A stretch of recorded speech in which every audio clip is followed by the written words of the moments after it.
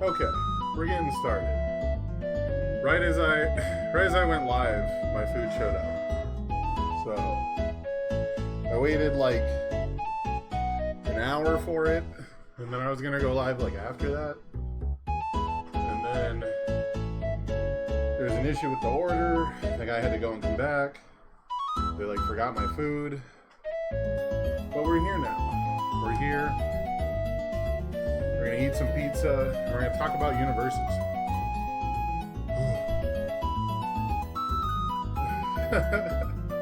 I like David's message. Here, let me.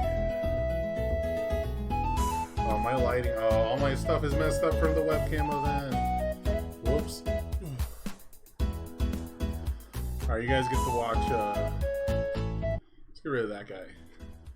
Alright, you guys get to watch me fix my settings live on stream here. You get to watch me fix my. I guess I can just settings live on stream here. Zip that away for now. I guess I can just. Is my that away for now? Oh, that's not right. All right, hold on. Oh, that's not right.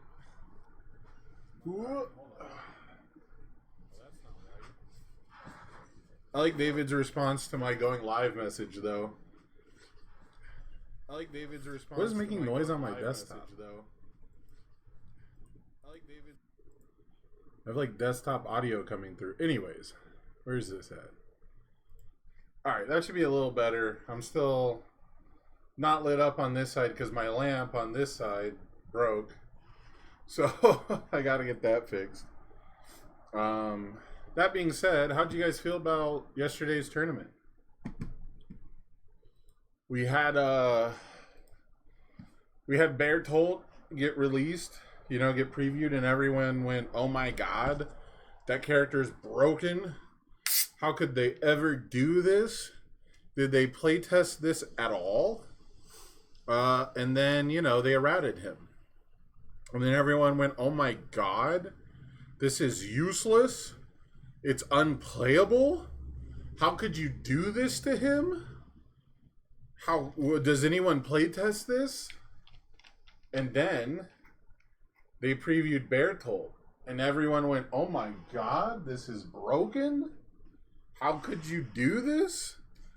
Did anyone playtest this at all?" And everyone wanted it errata. And then they didn't errata it. And everyone went, "Oh my god, this is broken. It's busted. Did anyone playtest this at all?" And then Bertolt beat Bertolt, which proves that not only is Bertolt just fine and still really good, but that Bertolt is just fine and not broken at all.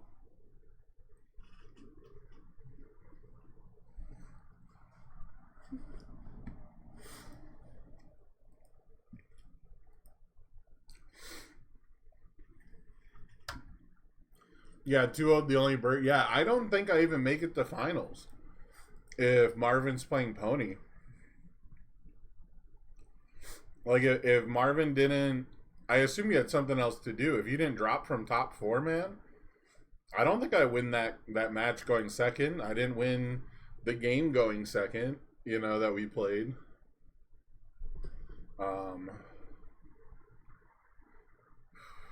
Oh, the lists are not on Ultra yet in a nice little thing. I was going to do like a little overview of the lists, but I got to open them on David's. Is it an announcement? No. Bet it's in circuit chat. Oh, is it in this announcement? Yeah, there it is. Okay, I knew I saw this. Alright. So let's talk about these a little bit, just to make sure we're all on the same page here. Because there was nice diversity in the tournament, and there was nice diversity in top cuts. But there is a theme, right? There's definitely a theme. So, 8th place, we had Rodan. Rodan's still really, really good. Rodan is still gatekeeping a lot of the more normal decks, I guess you could say. And I think Rodan is the biggest reason why we still don't have decks that are really playing on progressive difficulty. pretty much all the decks I fought were either making their check bonuses so big that they were clearly not on progressive, right? Or they were things like Pony. They were other things like Bertolt. You know, I played a Bertolt mirror match where neither of us could flip, and we had to play on progressive, and we were still doing like I was doing tray size forcing surrender. They were doing go for the win to like ramp extra foundations, and they had something else that removed. I can't remember what the fire version did. Maybe it also did tray size, and I just don't remember. They had tray size because they have forcing surrender or tray size on fire too, right? Tray size, yeah. So I just remember that there's definitely one or two times where I went, oh, they cleared one progressive. They can't fail. What's up, JCAs? I think, which I don't know if you want me to dox you. Like, I know, I'd always feel weird when I know someone's real name. Anyways, so the big thing to me is if you're trying to play on progressive difficulty, Rodan will just block you out. He will be able to block enough, like on the early turns, that you don't get to wax him out of the game. And then on later turns, he has a good enough offense that you can't disrespect it because Tri-Gravity Beam says, I just have to count to your health total, right? Well, I just don't know. You're in my chat, but what's up, Zach? But so I do think that Rodan being prevalent and still doing good is a big reason why we can't have decks that don't filter and clear their progressive. Otherwise, Rodan becomes as good as he was on release, right? Because on release, we had a bunch of decks that were doing check bonuses, and we did have Pony, but the Pony decks weren't like complete, right? They didn't have the full suite of discards to actually generate enough counters. And Pony has also gotten more ways to clear her card pool to save counters, which I think that was a big one. Marvin's deck playing Seizing the Advantage, which you'll see, was also, I think, a big upgrade. I don't think previously the decks were playing Seizing the Advantage because they couldn't always guarantee that late in a turn they were going to be able to play Seizing on a 3 and a 4 diff on a 5. And I think that Lethal Slash goes a long way towards making that possible. Other than that, is there any real surprise in this deck? I guess High Velocity Slice is something I haven't seen before.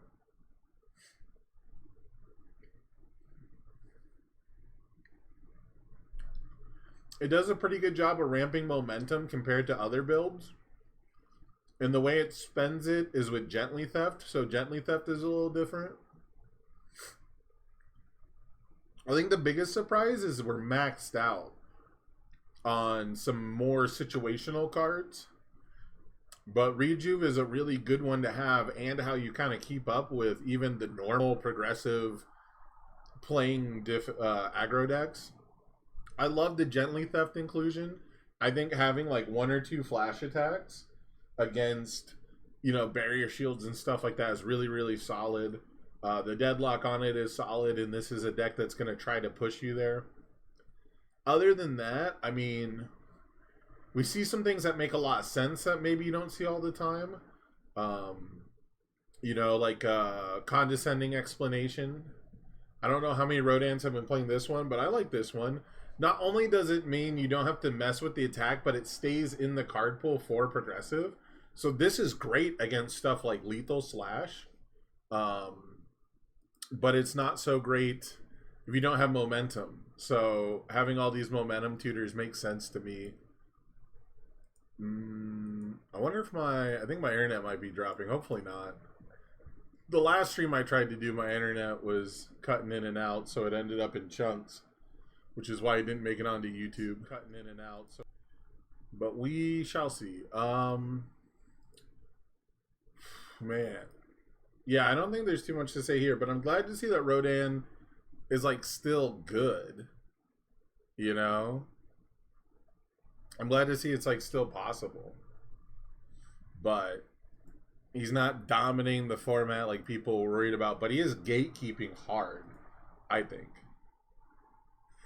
Next up, we have Kyle Wright. So big shouts to Kyle Wright. He's been grinding for a long time. He plays like the same couple characters You know, I know he likes to play a defensive style, and so I don't know. I'm sure he feels pretty good about his Bert 2 matchup. I don't know if Bert ever gets to respond on Minetta's end step anyways. Minetta's really good at defending without a lot of foundations. And Bert's pretty good at giving up a bunch of momentum. So I'm very curious if Kyle fought any Bertolt 2s. I would love to see that matchup because I could definitely see it going either way. And this feels like one of those matchups where there's like an obvious angle with which you're approaching it. There's like an obvious way that Mineta 2 wants to defend against Bert, and it's really strong. But because this is the water version, we don't have Runaway. So there's no like surprise. Oh, I guess there's Cheerful Uppercut. So we do have a surprise card pool clog. This is a card a lot of people talked about. You know, lean heavily on Cheerful. Face Shield, unfortunately, doesn't stop the Bert flip, but it can like prevent the tray size from echoing right. So I'm very happy that this deck got to do well. I don't know where Kyle ended up on the points, but I'm sure he wanted to make top 4 to qualify. The biggest thing about this deck is I love Thoughtful Classmate. Thoughtful Classmate in this deck is so funny because Grape Rush, for the longest time, right? Grape Rush is like the only attack that Mineta 2 like really feels good when you play him. This is 8 damage throw that lets you draw a card, and that's like what he's all about. So having the ability to basically, you know, soft loop that is really nice. Invisible Infiltration to rebuy stuff is really nice. I do think a lot of these 3 diffs is crazy. We have a high concentration of 3 diffs. We don't have any 2s, right? But at the same time, like, your hands might get clunky. But that tells me as a 5-hander, he really wants to see these uniques. Right? Because Mineta is a student enhance. So you get to unflip Thoughtful Classmate and rebuy stuff like Weapon Clash. So there is some really cool stuff going on here. Titan in the Woods is also sick.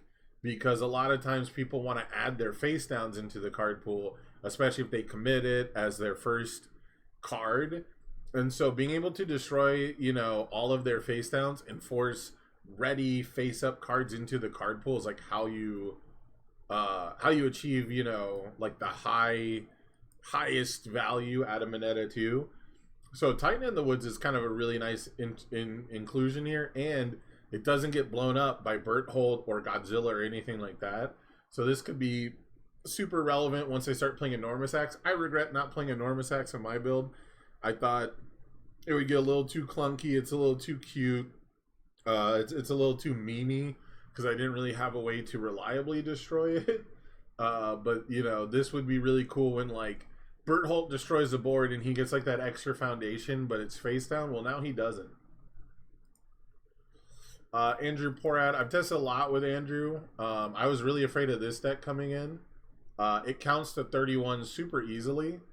But the big thing is that this deck is so, like, one-track minded. I think people just know how to play against it. I don't think Ymir is doing anything to surprise people, and I think that's a problem. On top of that, Life doesn't have the kind of card draw that I think you need to have to overcome Rodans and stuff like that. I don't know who he lost to. I think he lost to TC, right? I think he lost to the person who won the event, so that was like one of his only losses. Or I think he might have lost to him twice. Actually, what was the bracket? Do we have the bracket? Let me see the bracket. I think he got double jeopardied by TC.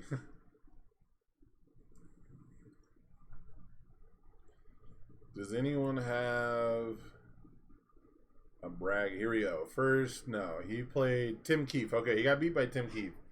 So it's another one. You know, Godzilla. If you're not surprising Tim Keefe, if he just has to play basics, you know, if he just has to play fundamental universes at you with 34 health, and he gets to pop the board and deny the Ymir flip, I think that's what's missing. I think Ymir just doesn't have sauce. Ymir is really strong. Ymir is really good. But I don't feel like they're doing anything different. And it's like, whenever I played Ymir before this card came out, every time I fought Ymir, I was like, oh my god, if they draw Tetra Terror, I lose. If they don't draw Tetra Terror, I'm fine. Like, dual Needle Lunge into Tetra Terror is like the only way I lose to this deck early game. I think entering the Titan Forest is a perfect example of the problem with Ymir. Ymir wants to get to 9 foundations, and that's fine. And Ymir can draw the game out to force the rival to go to 9, because they're like, well, now if I want to block, right? So, like, this makes sense as a 4-diff, draw 2, potato card. But before you get there on turn 2, this card is not going to do anything for you. And so, I think, so you're saying Life Ymir is whack, and I believe you. However, I think Life Ymir could be a lot better if people were playing attacks that build foundations. It's not a lot of them, and most of them build face down, right? So like the Attack on Titan ones are like not super hot, right? Like the Attack on Titan ones are like sacrifice a 2-diff, build 2 face downs committed. But you could play Rapid Rescue, and you can have oh, he's not even playing it, right? So yeah, you could have Rapid Rescue, and you could do Ryukyu Agency Trainees on turn 2. People love to block your shit turn 2. It's not fast, and it's not super threatening, but it's easy, and they don't have to worry about later attacks being higher damage.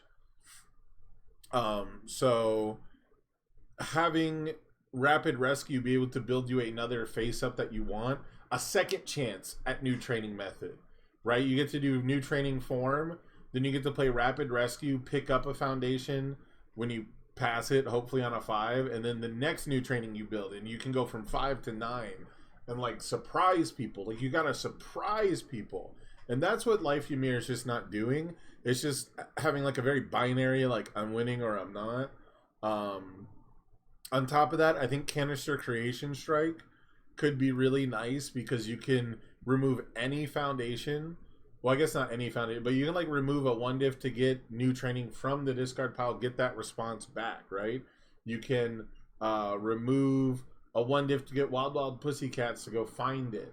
I think you got to be on the 4 Keiko's aid with the kind of builds that people have, you know?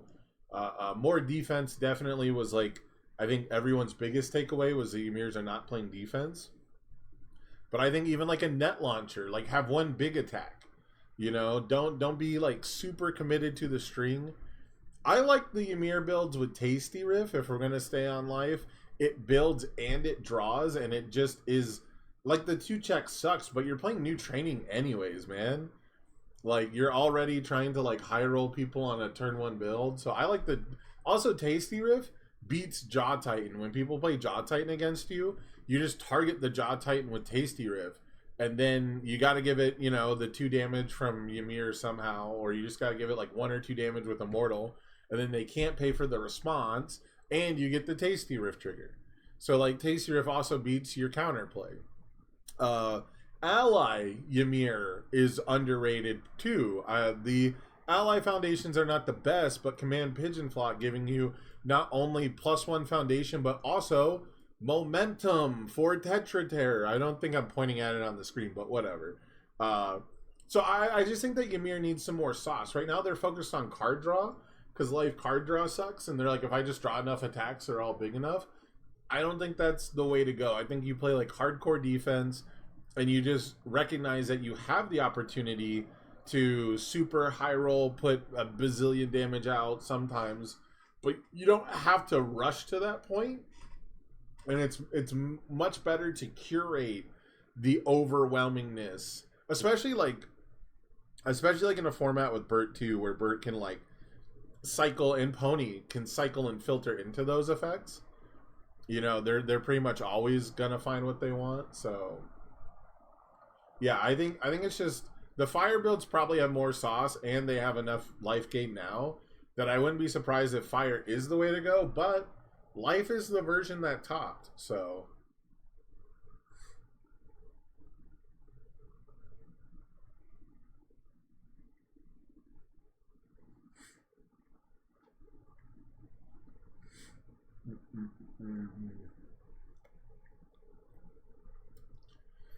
Let me know what you guys think. I'm gonna enjoy my pizza for just a minute before it gets stone cold on me. But yeah, I think we need to run a few more of this on the life build, and I think that Rejuve and Entering Titan Force are just not the card draw you need to be playing.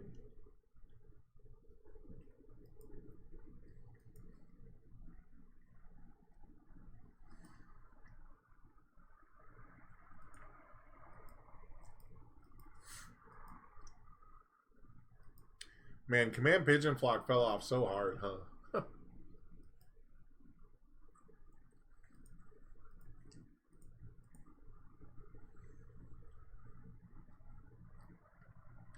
You get all the new Vestige cards are all allies on life.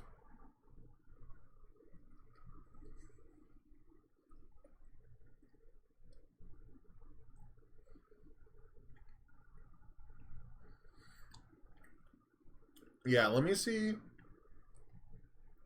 Let me see the Ymir decks that play Command Pigeon Flock, and they build Masho Concealment, or they build Demon Plants, right?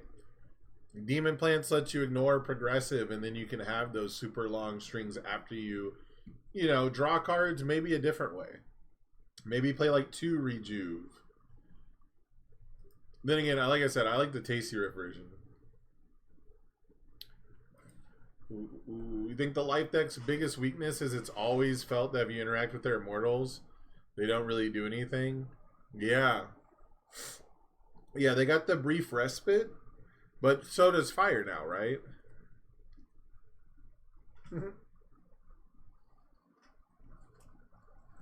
Fire kills you turn 2 without flipping.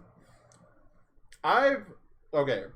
Most of the Ymir players I know who dedicated time to the deck say that with the life build, if they, you know, check well and have a dual needle lunge, they can kill people without flipping. It usually requires some tasty riff and some dual needle lunging, but I've heard that the life build does it too. It's happened to me one time, but I was asking for it. I think I was playing Toga or something, you know. So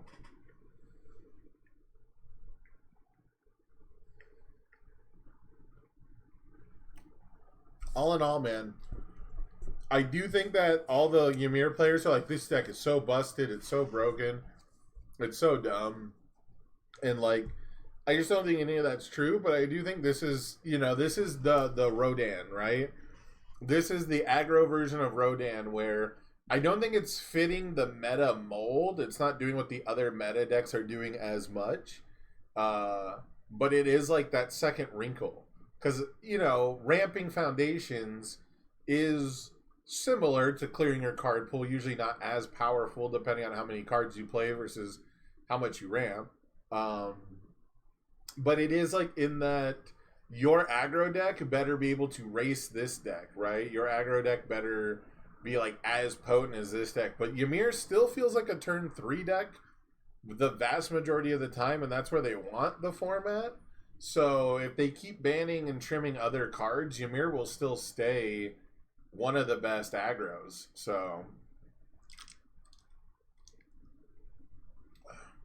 okay, you're consistently killing pre-flip, and that was in ATL, so that was before set 2 gave you brief respite. All right, I'll have to see it, because, you know, on the front side, Ymir is just Rampa Foundation, which is pretty good. I think that's an underrated form in general.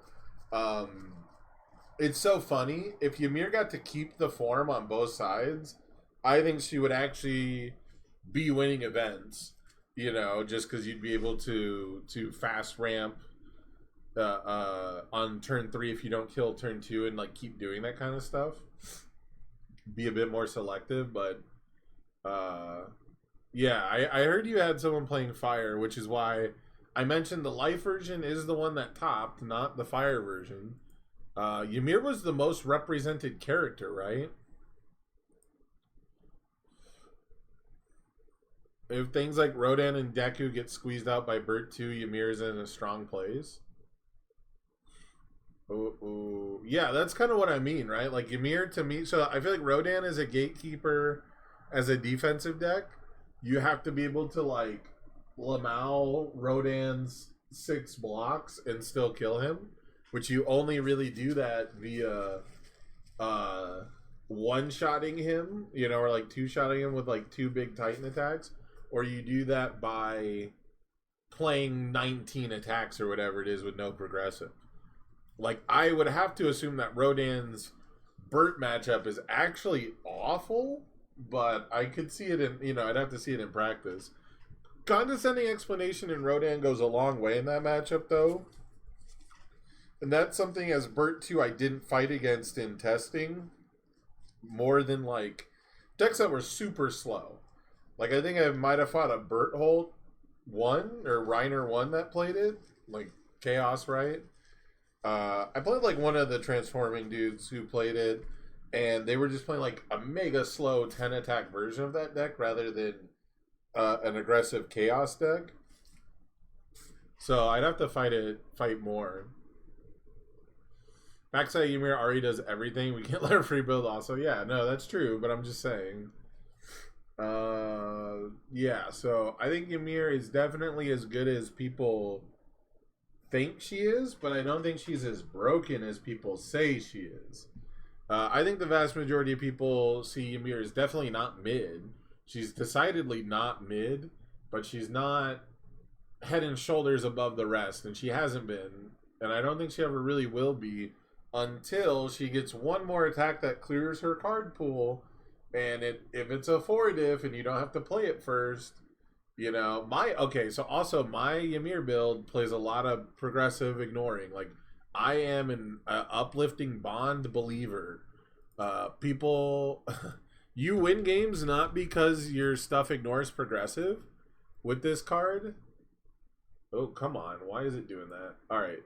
So, uplifting bond, people go, okay, what happens if they just block? Right? They go, what happens if you just block and then it counts towards progressive? Well, that's fine because A, it's a life gain trigger, and B, if you make them block the wrong attack to make you have progressive, you're going to win.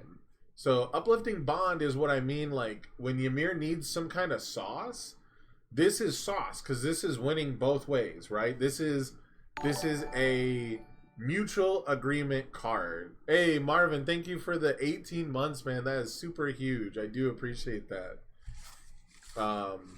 18 months is a long time, man. I can't believe that. Thank you.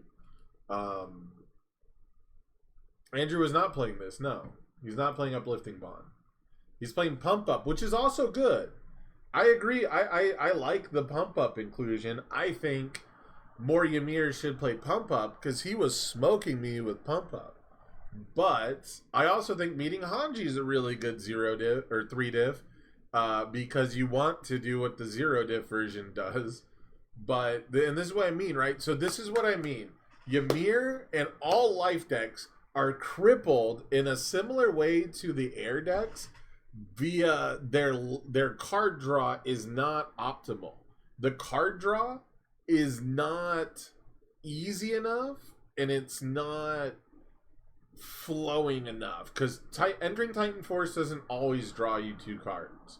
And if you're Immortal Shapeshifting to win and then you draw into a Titan Forest and you don't have 9 anymore, it's not that great. It's just a 4 mid for 12 or whatever, 4 mid for 16, 6 mid if you're flipped, right? Rejuvenating Smash can only draw you a card, 2 cards, 1 time in a turn. So while it's really strong and potent and also has a life gain trigger, when you draw your 2nd, 3rd, 4th copy, this isn't that good. We talk about Rejuvenating Smash, right? And like whether or not you need to be able to discard a card to get momentum. I would rather play a 4-diff that gives me a momentum and doesn't draw me a card than playing the 4 copies of Rejuve, right? So I think that life decks look really, really strong on face, and they have the words draw 2 cards on it a lot, but we're missing the part where we need actual card advantage. We need our cards to not dictate how we play them, right? If we don't have Meeting Hanji, we cannot get a momentum with this card, which makes this card just that much worse, right? It makes it that much more, like, really specific. Same old Field Rations. I don't know about that one. Same old field rations is really, really good. I don't know if my opponents ever. I would play carbo loading a little bit over field rations, but again, I'm trying to play longer strings, and I would be like using carbo loading to commit a one diff or a two diff that I'm gonna blow up for immortal, right? So most Ymirs, I don't see flip on 9 turn 2 and just kill someone. Most Ymirs I see build to 6 or 7, then have no plays on turn 2, and then build to like 9 or 10, and then don't have the card draw or the hand to go in and 100% someone. Then they build to like 13, 14. And then they've got all the shapeshifters, and they have all the foundations, and they have all the damage pump. And if you let them sculpt for a third turn, they will just play everything, draw everything, kill you. But oh yeah, okay, yeah, you're not on life, yeah. If you're on the fire version, yeah, you had to play same old field rations before, so I agree. That reminds me, I should update my whatchamacallit. Where is my... Ooh, there we go.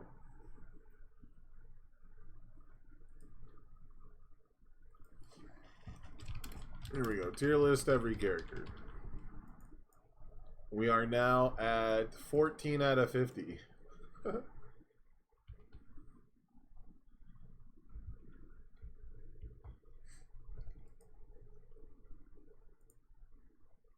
See if that pops up. There we go. All right. Yeah, so anyways, I'm spending too much time on Ymir, but I think this is like one of the biggest contentious characters right now, and I don't think she's super overrated. I just think people aren't I just think people aren't getting quality testing in, I think, is actually the issue. And she's just running into like weird issues in the format. Oh my god. Dude, this deck was giving me a conniption fit on top cuts.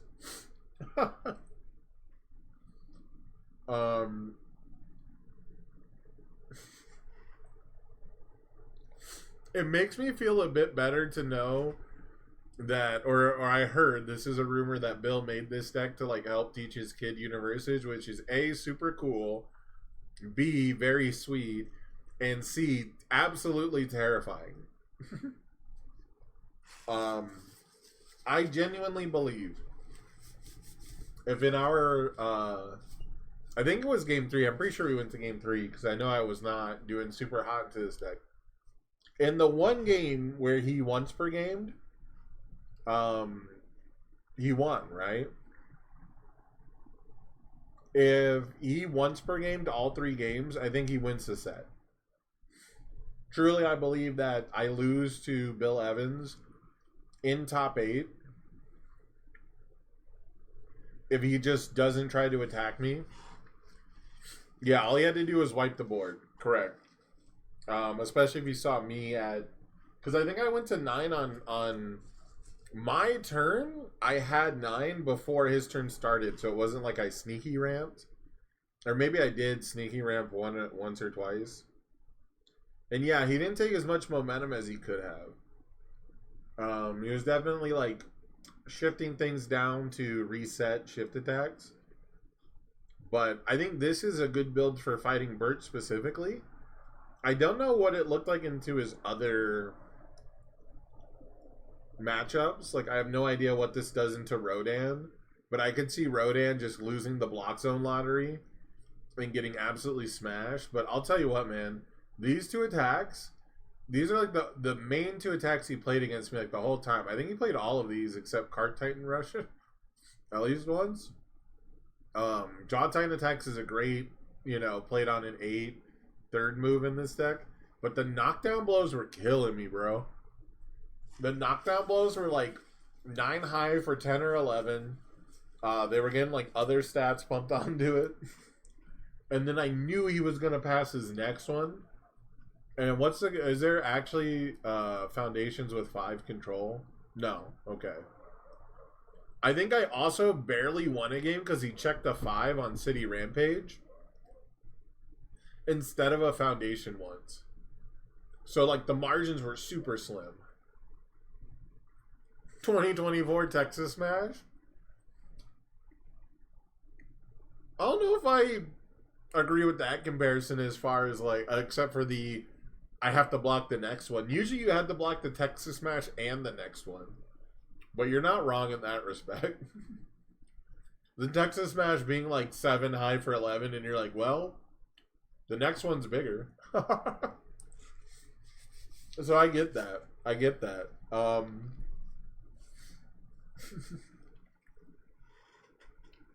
I might take this to my locals tomorrow. I might trick my locals into playing Bert 2 and give them the Bert 2 deck that I played. And I might try to play this Godzilla deck just to have fun. Because this is like, dude, this is like the epitome of like a beer and pretzels deck. But if it's also competitively viable, like, that's insane. You know? Large Titan should be more Cart Titans. I disagree with that wholeheartedly. This deck needs something going on. And if you look at this, if you look at the foundations, there's like no card draw. So one of the only changes I would make personally is, so number 23 Pro Hero does a weird job of making you consistent, but it's not card advantage. One of the only changes I would make about this deck is I personally would probably play 4 copies of Fearsome Transformation. I don't know what I would swap out, because having a clean 60 is cool. But as of right now, large Titan attacks, you know, being 1 more difficulty for the same stats sucks. Wrong zone, wrong stats, that sucks. I get it. But we need a target for female Titan attacks to ready a backup, like for filtering and for consistency. And this deck has a small window. This deck has a very small window with which it is very unfair. And so I think weirdly enough, I don't know if I play 3, I could maybe play 2, but I would definitely play at least 2 if we're trying to stay at this level of 6 checks. Again, I would probably still try to fit in like 4 copies of like a draw 1 card here personally. Obviously, you know, he's trying to go for like, you know, a specific deal here, but I actually think that for this concept, large Titan attacks fits better than Cart Titan Rush, to the point where the +1 mid block makes me think that the Cart Titan Rush should just be a large Titan attacks. I think I would rather play 4 of this than Cart Titan personally.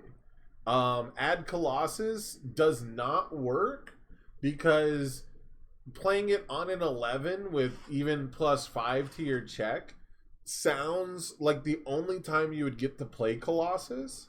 And people are doing check hacks in this format. So I can maybe side Colossus, but I think there's going to be too many times where if Colossus is the only thing you draw, or like dismantling the wall does everything Colossus Titan really does for this deck. Oh, and I thought he was playing Determined Advance, but he wasn't. How is he getting momentum on me? I thought he was ramping momentum somehow, but I guess I'm wrong. I thought he had an attack that ramps momentum. I was just dead ass wrong in the. Maybe it was a different Godzilla I played, but anyways, I think someone asked me if he was playing Determined Advance or something to like pass all these checks, but I thought he had a momentum ramp. Yeah, he was almost never getting more than 1. Yeah, I could maybe put in 1 Colossus, if only because you go, if you already have a momentum and you go knockdown blow into Colossus, you can check a 6 and pass it. But playing it in like any other state is just slowing you down, and dismantling the wall really does most of what, you know, Colossus does. Because like, let's say you get 2 momentum from Colossus Titan, but then you still can't play anything after that. Because he also wasn't building very well. You know, this deck has no 1s, it has no 0s. So as soon as it plays its third foundation, it's probably on a 5. And if it checks an attack, that will fail. Right? So you got to remember, this deck is trying to do something very specific in a very specific way. But I can see where Colossus Titan has a lot of upside because we don't have momentum ramp. But I could have sworn he did. I guess I was just playing Bertolt and getting hit by everything. Like I wasn't blocking until it was lethal. So I was probably giving up more momentum than most. But all in all, I think this deck was pretty sick. It was well positioned for this format. And I'm glad that Bill got in after I beat him because I felt bad. I was like, I don't know where you are on the points leaderboard, man. But like I was already qualified. And so I felt really bad. So seeing him get in on points feels like justice in the end anyways. Also, I guess there's also a thing during our game where apparently I did what's it called? I'm with you. I did I'm with you during the block step, which was a mistake. Hopefully that didn't shave enough points. I don't think I was ever at 1. I think I went down to 2 and I'd shaved 1 point because it was during a partial block. So hopefully that didn't matter. But I also heard that he like didn't commit Godzilla to do the once per game and then played City Rampage and committed Godzilla. So, you know, you checked the 4 on City Rampage. So there's mistakes on both sides. So it would have been like ultra cursed if like I qualified by top 4ing and like he didn't get in or like, you know, I didn't end up qualifying or whatever. But we both made it. So everything's cool. Everything's copacetic. But yeah, this is like a perfect locals deck to just... This is like Casino of a different nature. It's like Casino, but you're playing the house.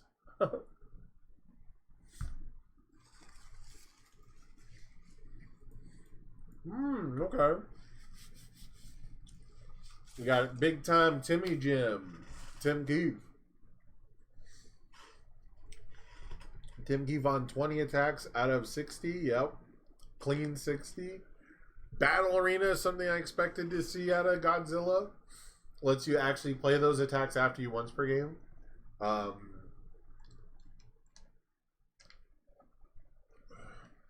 Cape of No Return, solid defense. I love the Deception Dagger here. There's not a ton of weapons, but there's enough weapons. Only 2 Determined Advance is interesting to me. The 4 Blue Flame Torment. Now that's what's really got me thinking here, right? Because this does buff your next check. This is like some really nice check lube, but it's also very versatile with the -2 to the check. And I feel like Godzillas were playing this at first, especially when they were like an all lows Godzilla, but they got away from it, you know? So I don't know. I love the Duel of the Ackermans here. I think Duel of the Ackermans makes a lot of sense when your attacks are like base 5 speed already, 6 speed. We got the stun here. It's also a weapon for Deception Dagger target. I was very close to playing Toga 3, which is not my style of deck. I'm not good at 6-handers. But I was pretty close to playing Toga 3 because of this card. So it's cool to see it here. But there's, you know, there's like a certain amount of stun that's going on. It might be a little momentum hungry. So I'm really curious where... Oh, yeah, it's super... The Echo is definitely the biggest selling point. The Echo is for sure the biggest selling point. But I'm very curious to hear Tim Keefe's thoughts on how this performed. Because this is also a great way to burn Bertolt for 3. Because Bertolt decks are almost never going to want to destroy one committed rival foundation. Or to destroy their foundation, right? Because they get to choose. Like, Tim gets to choose. The Godzilla gets to choose which of the committed. So it's not like I can sacrifice enormous acts on purpose. Right? They get to choose. So I think this is a great one for, like, the transforming characters. And I do think for Attack on Titan's design, they've done a pretty good job of making it like the humans fight like this and the Titans fight like this. You know, like the humans and the Titan characters feel very different. So like a Kenny Ackerman card, like preventing you from transforming, seems kind of like a flavor win. Good set 3 against Tim, yeah. So yeah, I think I'm not a big believer in Brogan Psyche, but I love that he's got like a high quantity of all of his foundations. We don't have any zero diffs though, which I think is kind of wild. I know they're not as good as they used to be, but I would still like to believe that getting a 5 build turn 1 is super important for the chaos symbol. But I can definitely see where like easily excited and basic training aren't really pulling their weight. But man, where was it? Was it Master's Pride? The zero diff that readies itself? Yeah, Master's Pride seems like it's still kind of a staple if you're trying to zuck up momentum. So I don't know. The biggest thing though is Godzilla is one of the best players of Vast Hybrid Chimera Kraken. If you guys watch the finals, you know this is like a game-winning play. And I think Petty Squabble 2 also is like really underrated. Petty Squabble fell off the map hard, but this is an insanely good foundation right now, especially if you don't really need your character for defense, you know, on every attack. You can like do the Godzilla, spend all your momentum, and then commit them. But we see a lot of the one divs.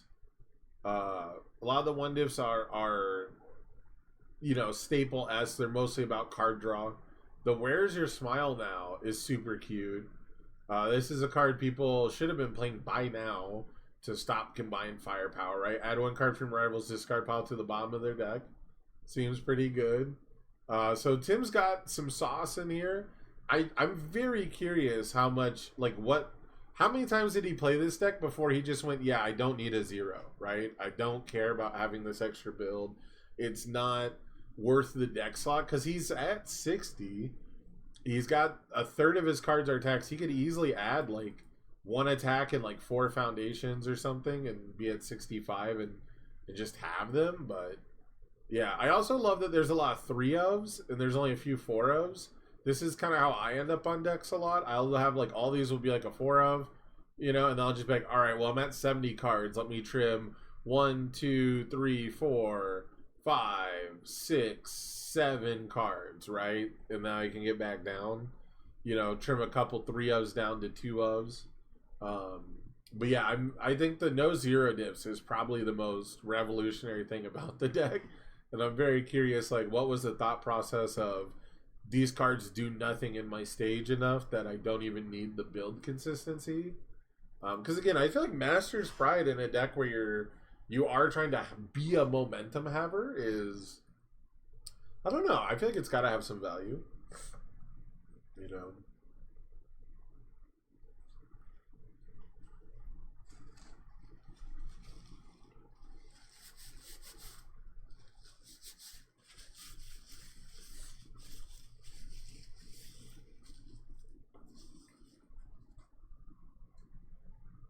Let me say first and foremost, fuck this deck. Holy shit, man. If you guys think Bertolt 2 is crazy, I don't know if this deck was on stream. If you guys thought Bertolt 2 was crazy, dude, this deck was doing all the things that the Bertolt 2 deck was doing, but like turn 2. Like Pony is like Bertolt, but starts flipped.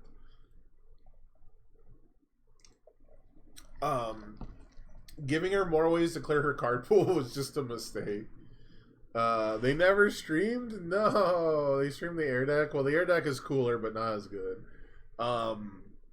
Yeah, man, this deck, let's see, we've got 8, 9, we got 12 attacks that just natively draw.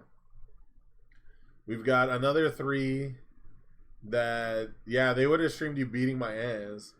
The Wish Heart, you know, another 3 attacks that draw when you discard them. The not 4 of Wish Heart is super hilarious here. I definitely thought you were on 12 copies of discard this and draw, but I can see where Wish Heart is by far the worst attack. You know, Wish Heart is not something you want to play as an attack usually. But if I think that there's a deck that is more NPE or more disgusting than Bert, I think it's actually this deck. I think this deck has finally peaked. Being able to run Seizing the Advantage is a huge deal now. And Marvin can correct me if I'm wrong, but, you know, my local Brett Hillman has been cooking on this deck a whole lot, and we go We go back and forth on including seizing the advantage. And before, seizing had a good amount of counterplay, like with people playing chivalrous and struggling, but struggling's going away and chivalrous is kind of going away. I mean, chivalrous still works against destruction effects, so it sticks around, but people are not blocking 3 times in a turn and playing struggling as much anymore. So you do actually get to target some stuff. Targeting foundation ramp, immortal shapeshifters, like there's a lot of decks where like their offense revolves around one. I definitely would have liked to have a seizing the advantage in the Death Bertolt deck. And this is actually a reason why I might try to play Fire Bertolt in the future if I play Bertolt 2 ever again, which I kind of hope they just errata Bertolt 2 and I don't have to. But I also hope that they do something about this deck because this is a sum of its parts deck for sure. I think what really set this deck over the top was Lethal Slash. Because it was already doing like the 12 discard and draws, right? It already had Any Means and Feral Shriek and Wish Hard, but Lethal Slash saves it 3 counters and resets your card pool to 0 so that you can play Seizing on a 3. Because we were not having trouble, we would draw Seizing later in a turn, and if you play Seizing on a 4 and then another attack on a 6, then you build the Seizing and then you clear the other attack, you still have 1 progressive, you committed 1 extra foundation, you might have committed 2 or 3 extra foundations, depending on how you checked on Seizing and the attack. And Lethal Slash, not only does it draw you another card, because that's the other thing, was Ponies, the only thing that was holding Pony back was your ability to draw cards to generate counters. And she had Any Means Necessary, so I felt like, well, I gotta play Earth. And then Wish Hard and Feral Shriek came out, and it was like, oh shit, you can just spin your whole deck.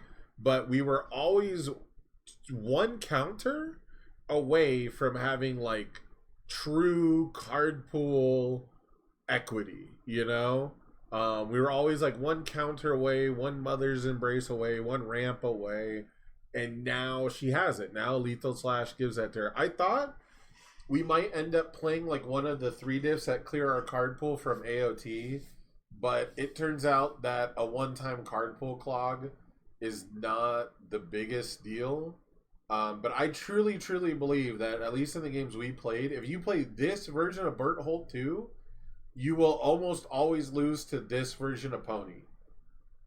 I'm not saying you can't make a Bertolt 2 deck that's like good into this. I'm not saying like the matchups are always the same, but I got 2-0'd by this deck, and it was doing literally all the same things that I was doing, and it was doing it 2 turns before I could do it. Even when it went second, it was putting my health total so low that I could not afford to build to 9 and then reset the game on their end step. And when I reset the game on Marvin's end step, I had double Hero's Upbringing in my hand, and I had made him commit an incredible display.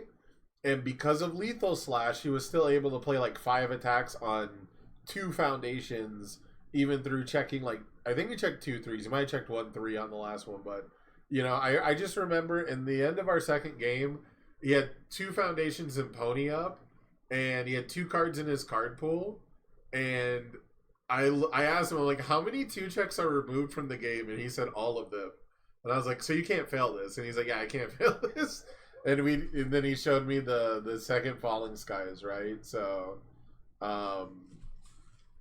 yeah, double Upbringing, dude. I thought I had it. I thought I could blow up the board. And mind you, when I do double Upbringing, after I do the once per game, I'm still like setting myself down to 2 foundations again, after building. So I thought I had it with the double Upbringing, and then you couldn't clear, and I could survive like, 1 more attack.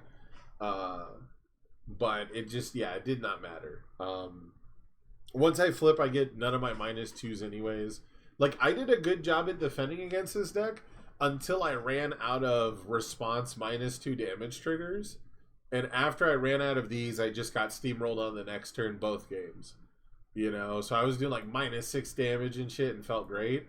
And then the next turn, he's like, all right, here's all of it again, except this time with Falling Skies as the ender. This time there's 2 falling skies and it's the biggest attack in the deck. So, I don't know how you hit this deck other than banning new or any. I guess you would ban any means necessary because these are like the 2 newer rares. And I think that brings Pony back down to just disgusting, but not head and shoulders above everything. But I think you should also hit the Bertolt deck. So I think you should hit Feral Shriek. I think Feral Shriek is by far the best of these 3 cards because it's the only one that does something in the stage. But it's also a new set rare, and you'd rather hit an old set common than a new set rare, right? But I think that you really should.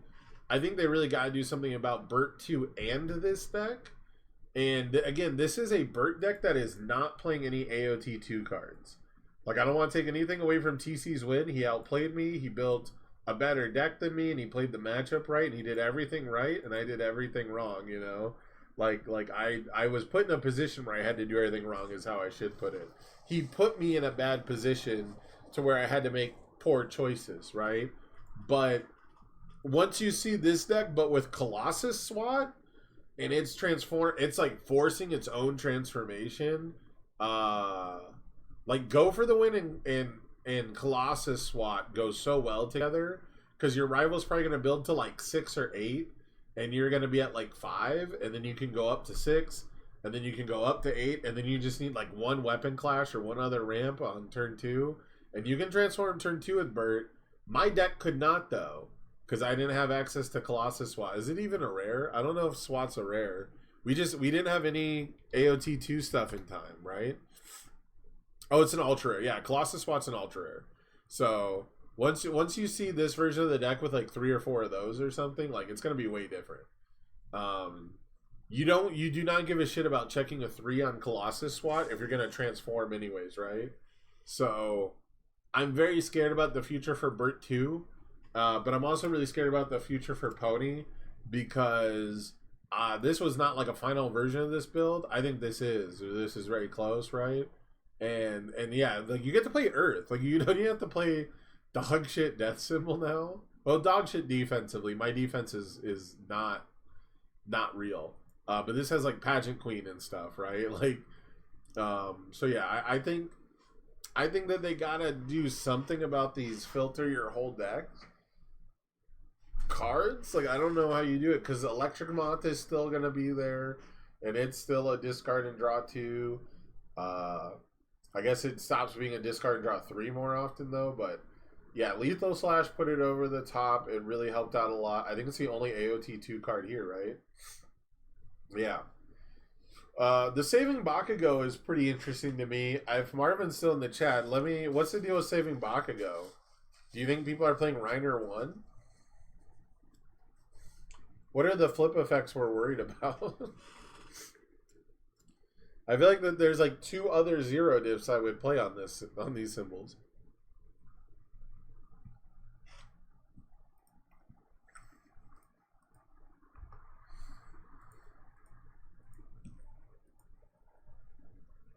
It's not Best Genus. You don't like internship with Best Genus? But why not 4 quick to act? Is it a block situation? Oh, you wanted the beautiful block mods. I see. I see where your head's at. You wanted the beautiful block mods. All right. All right. Nambo's in the Spirit Slash? Yeah, it does.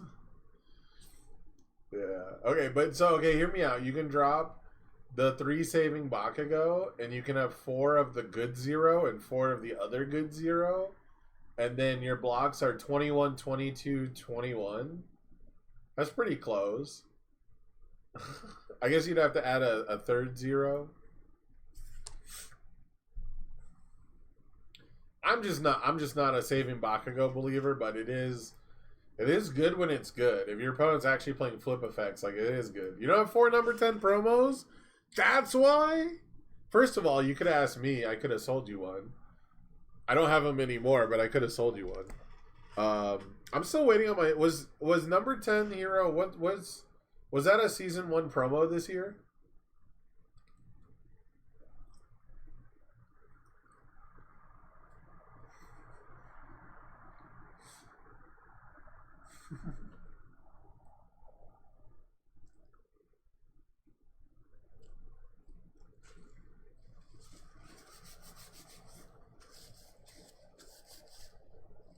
I'm still waiting on my promos from the Vegas regional.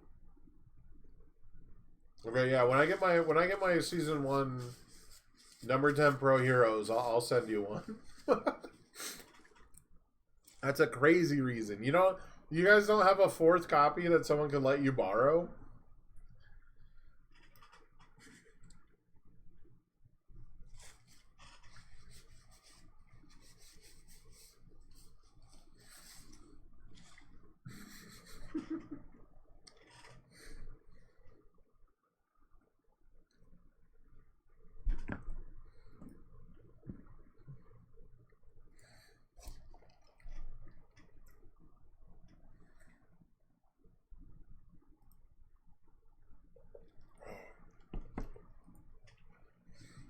But yeah, I think this deck has been static for a minute. It's been doing all this stuff.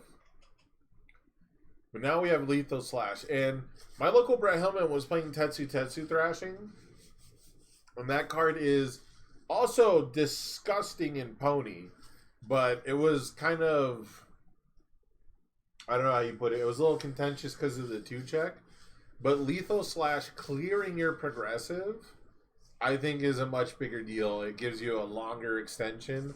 But I do think the thrashing is like cool from a concept of like a checkmate scenario of like consistency. But Lethal Slash, you have enough consistency to play other stuff. When I played the thrashing version, I'd always be playing thrashing on like a 6 and a 7 or whatever. So it wasn't really like easy to chain out the win. I think Lethal Slash makes it easier to chain out the win. But either way, I think this deck is better than Bert 2 and also deserving of an errata or a ban of some kind. But it's all new cards doing it, and these decks are like how you beat Rodan. So if they're not wanting to hit Rodan, they're not going to hit this deck. Next up, we got my deck, Bert 2. So again, nothing I say here is meant to take anything away from my competitors. It's not meant to, you know, be John's or be sensationalist or whatever. But the most problematic thing about this deck, about Bert 2, is I made this list in like 5 minutes. This is basically a rough draft. You can see the history of the deck. Deck name changed. Oh, this is because it's fucking it's because it's the top cuts version. Let me go to my version because I did make some changes. But like the changes are not that much. So you can see here, I removed Decay Awakened from the sideboard. I added stuff from the sideboard. This is all sideboard changes down here. But it's just added cards. I took out a 2-diff. I took out stuff that was meant to be in the sideboard. I brought Luna Terrace down to a 2 of. So right here, I took out 80% power. And I took out Lizard Tail Splitter. And I took out the 3 diffs. I adjusted the ratios on the cards that made it in as a 2 of. And I added I added tray size. Where was it? I added tray size and one other attack, right? I'm trying to see. I futzed around with it a lot more than I thought. I had 2 and 2 on Weapons Clash and Always Cool, and they went up to a 4 of at the last minute. But the main thing is, the only real changes I made was from the rough draft. I showed it to like Travis Tangeman, and I showed it to Calvin, and they had worked on the deck a bit more. Zero, go for the win. Go for the win doesn't work if my opponent doesn't build more than me. Most people were matching my build, so I don't know. But so a big part of this was I had Knots Flask, and I had one or two actions mainboarded. They weren't these. Go for the win works after the reset. Yeah, that's true. It works with Luna Tejaras. But so I was very paranoid about if you're both on. Yeah, I get it. Guys, I'm trying to transform. Like, once I transform, the game's over. It doesn't matter. Like, once I transform, I either win or I lose. Like, that's not, you know. Like, if I had a go for the win against TC in the finals, I don't think I really win there either still. I destroy the forcing surrender and get a couple foundations, but if I check 3 on the go for the win and it's on a 4 because I have 2 cards, I don't know, maybe. But the point is this is my point. Like, this is a great example. Is the chat's like, I'm missing like a key integral card, and I still got second place, right? I was still 1-5 check away from pushing it to a game 3. So that's my whole point. Is the most cancelable thing about this deck, the most busted thing about this deck, is I made a rough draft. I played exactly 1 game with it, and then someone told, so I got a suggestion to add Tray Size and Battle Aura Release to the deck. Tray Size overperformed for a bunch of people because it's 2 attacks to get 2 triggers going, and truthfully, in the finals, if I had drawn more than like 1 or 2 attacks, I would have committed the Botons instead of the Force and Surrender. And the biggest mistake I made was I forgot that Tray Size was going to give me 2 chances to filter. No Vial is surprising. Vial Seizing sucks. That card sucks. My opponent gets to choose if I draw or not. But so I don't even really know what you do besides errata this character. I just don't know what else to say other than every game I played was really easy. Post-transform, they have no choice. Post-transform, that's not what I'm worried about, dude. Post-transform, I'm already drawing a card on every attack. So the big thing about Bert 2 is I don't think you should give a shit about the post-transform. Your game plan is already pretty obvious and clear. I think the better Bertholts I played against, including the Berthold I won the mirror against because I got pretty lucky, where game 3 neither of us transformed. He won game 2 without transforming. Like, I went first. Game 1, I just transformed first. I win.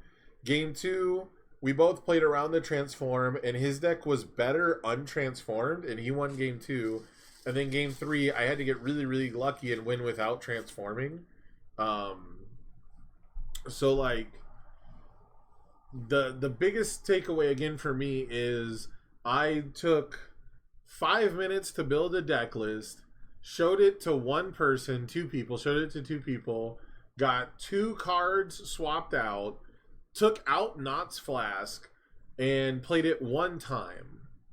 And got second place, which again, I probably should have gotten top 4 and lost to Pony, but it's, again, I think they're the same symptom, right? It's the same issue where you're drawing too much and clearing too much progressive.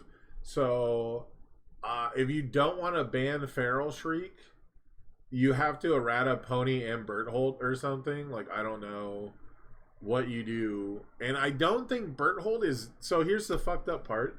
I don't think Berthold is hurt that bad by getting rid of Feral Shriek and Wishhard. He might be. Those did matter. Those cards definitely mattered for getting 2 specific cards and digging through my deck. But having played Bert 2 now, I'm not afraid to not run actions and assets. Probably still won't really do assets. I took out Knott's Flask because I only have the one enters discard pile trigger. And I have no synergy, but like I could be playing combined firepower in this deck. You know what I mean? Like I could be playing combined firepower with avoiding conflict and have another thing to discard and another way to mill through my deck and another way to cycle early and play other cycling cards. Because I was pretty I cycled more than I thought I would because I thought I'd get to flip and end the game sooner. And I almost always cycled even on turns where I flipped and was like winning the game. So like I'm not as afraid to play actions as I was before. I was very surprised at how often I ended my turn with like a card or two in hand. I thought for sure I was going to be playing my whole hand and discarding every card I draw with Bert and just hoping that they match. But holding one card when you have only two card types basically guarantees that you'll get the -2, right? If I only have foundations and I only have attacks and I draw two cards, I will get either two attacks, two foundations, or one of each, and then I will have two cards to discard for the stats. So in my head, and post sideboard, it did happen a couple times where, you know, I would draw two cards and I'd have three cards in hand. I'd have one action, one foundation, one attack. Luckily, I don't think they were ever like game winning or losing mistakes, right? But, you know, I'm not afraid of that as much as I was before. I'm down to play more defense. You know, this deck has actually no defense. I think I responded with always cool like once or something like that. When I say no defense, obviously the minus damage like counts, but like that's just another number for you to get through. You know, I'm just making you count to 41 instead of 31 or whatever it is. So like if we start adding things that block, like I had Showdown originally, I'd probably add Showdown back to this deck. But if I won a webcam tournament playing Showdown, everyone would fucking grab their torches. So, you know, it's not... This is not the optimal list. This is not a perfected list. And it still was so fucking easy to play and so easy to beat people who put all this time into their decks and practice them and had... Like, correct me if I'm wrong, Marvin, but on that Pony deck, you've been working on that deck, like, since Pony came out, right? Like, I know Brett Hellman has been working on it since it came out. I'm pretty sure you were playing it for a long time. I know TC's Bertolt deck he's been iterating on for a while. That Godzilla deck, you know, was something that was specifically constructed, right? And those were decks that you can tell and you can see by the ratios and this stuff that they were like good decks that were made with intentionality. Do you know what you see on this Bertolt deck? 4 of, 2 of, 4 of, 4 of, 4 of, 4 of, 4 of, 4 of, 4 of, 2 of, 4 of, 4 of, 4 of, 4 of, 4 of, 4 of, 2 of, 2 of. This is a fucking rough draft. This is a fucking rough draft of a deck. This is the initial concept where you go, well, can I just draw every attack in my deck and play them on a 3? Imagine, bro, imagine if we had Twisting Azure Inferno and Risky Encounter in this deck. They were real games, but they were close. They were close games. I had you down to 0 counters at the end of every game. You were like down to 0 counters and sealed like on every game. But so, yeah, fucking imagine if this fucking character finally ran out of gas and then he was like, well, I guess I'll destroy 3 foundations and play Risky Encounter. You know, like I wouldn't have had to fucking commit, or I wouldn't have had to flip latent skill if that was the case. I could have won with just having no foundations. So, yeah, this shit is super corny. It just shouldn't exist. I don't think the Pony deck should exist either, but I don't know where you really go. I don't know. I think Bertolt, you have to hit the character, but I don't think you should hit Pony. Pony's whole issue is she didn't generate enough counters before because of card draw. So if you hit the amount of time she can filter in a turn, then you'll hit the amount of counters she can generate in like a worse way, like a harder to navigate way. So I don't think that that's right, but I think you gotta ban Feral Shriek or Wish Heart or something as a baseline. But even then, I don't think the advantage is a big deal. So I would hit the Mikasa's admission and the I'm with you, but those cards like make other strategies viable that they like. So I hate to say it, guys, but I think this is just the format we're in. I think these are the decks that gatekeep, you know, the Rodans and the Godzillas and the Dekus of the world. Dark Deku should be gross and should be a deck that has to be like on the watch list, but I don't think it's ever going to survive in formats with this. You know, Dark Deku's getting beat by frontside Bertolt because you just can't block every fucking besiege in the world, you know? Um, yeah, I don't know what to say other than this deck overperformed as a rough draft where I don't want to say I wasn't trying, because I was definitely doing math. You know, I was definitely like, I wanted to win games. I wasn't throwing. As much as I joked about throwing, I wasn't like throwing. But but yeah, man, there's a fire version that I haven't even looked at a fire version. You know, I haven't even like thought about a fire version for this character. And I bet it's just as gross if you like the fire version's like better on the front side. Instead of playing Weapon Clash and Always Cool, we play Go for the Win that people were talking about. Like, yeah, this deck has a way higher ceiling than this. So if the fucking bullshit rough draft version can, you know, make it to top 4, can basically only lose to, basically it only lost to a deck that was doing the same thing that it does on turn 2 instead of turn 3. It does it on face at the start of the game. So, like, clearly there's something fucked up here. Give me 1 second. I'm going to let my cat out. My cat's staring at the door. He, like, I don't know. He's probably not on camera. He's, like, at the door looking over his shoulder at me. Here. Come here, Mom. Come here. Oh, come here. You got fans. Your fans want to see you. You got fans on the internet. Everyone on the internet loves a cat. Everyone on the internet loves cats. All right, let me let my cat out. Everybody loves a kitty cat. Whoop. Okay. There you go, monks.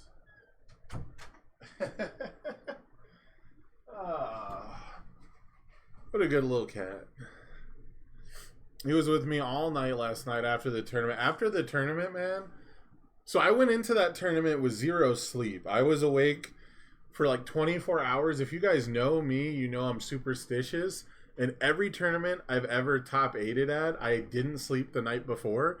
And like every tournament I didn't top 8, I did sleep the night before. So I stayed up all night and my cat laid on my pillow and he stared at me and I laid down with him for a minute, but we couldn't snuggle because if I snuggled, I would have fallen asleep and it would have been too comfortable. And then I would have washed out and gotten, the worst luck. And then there'd be no Bertholtz and top cuts.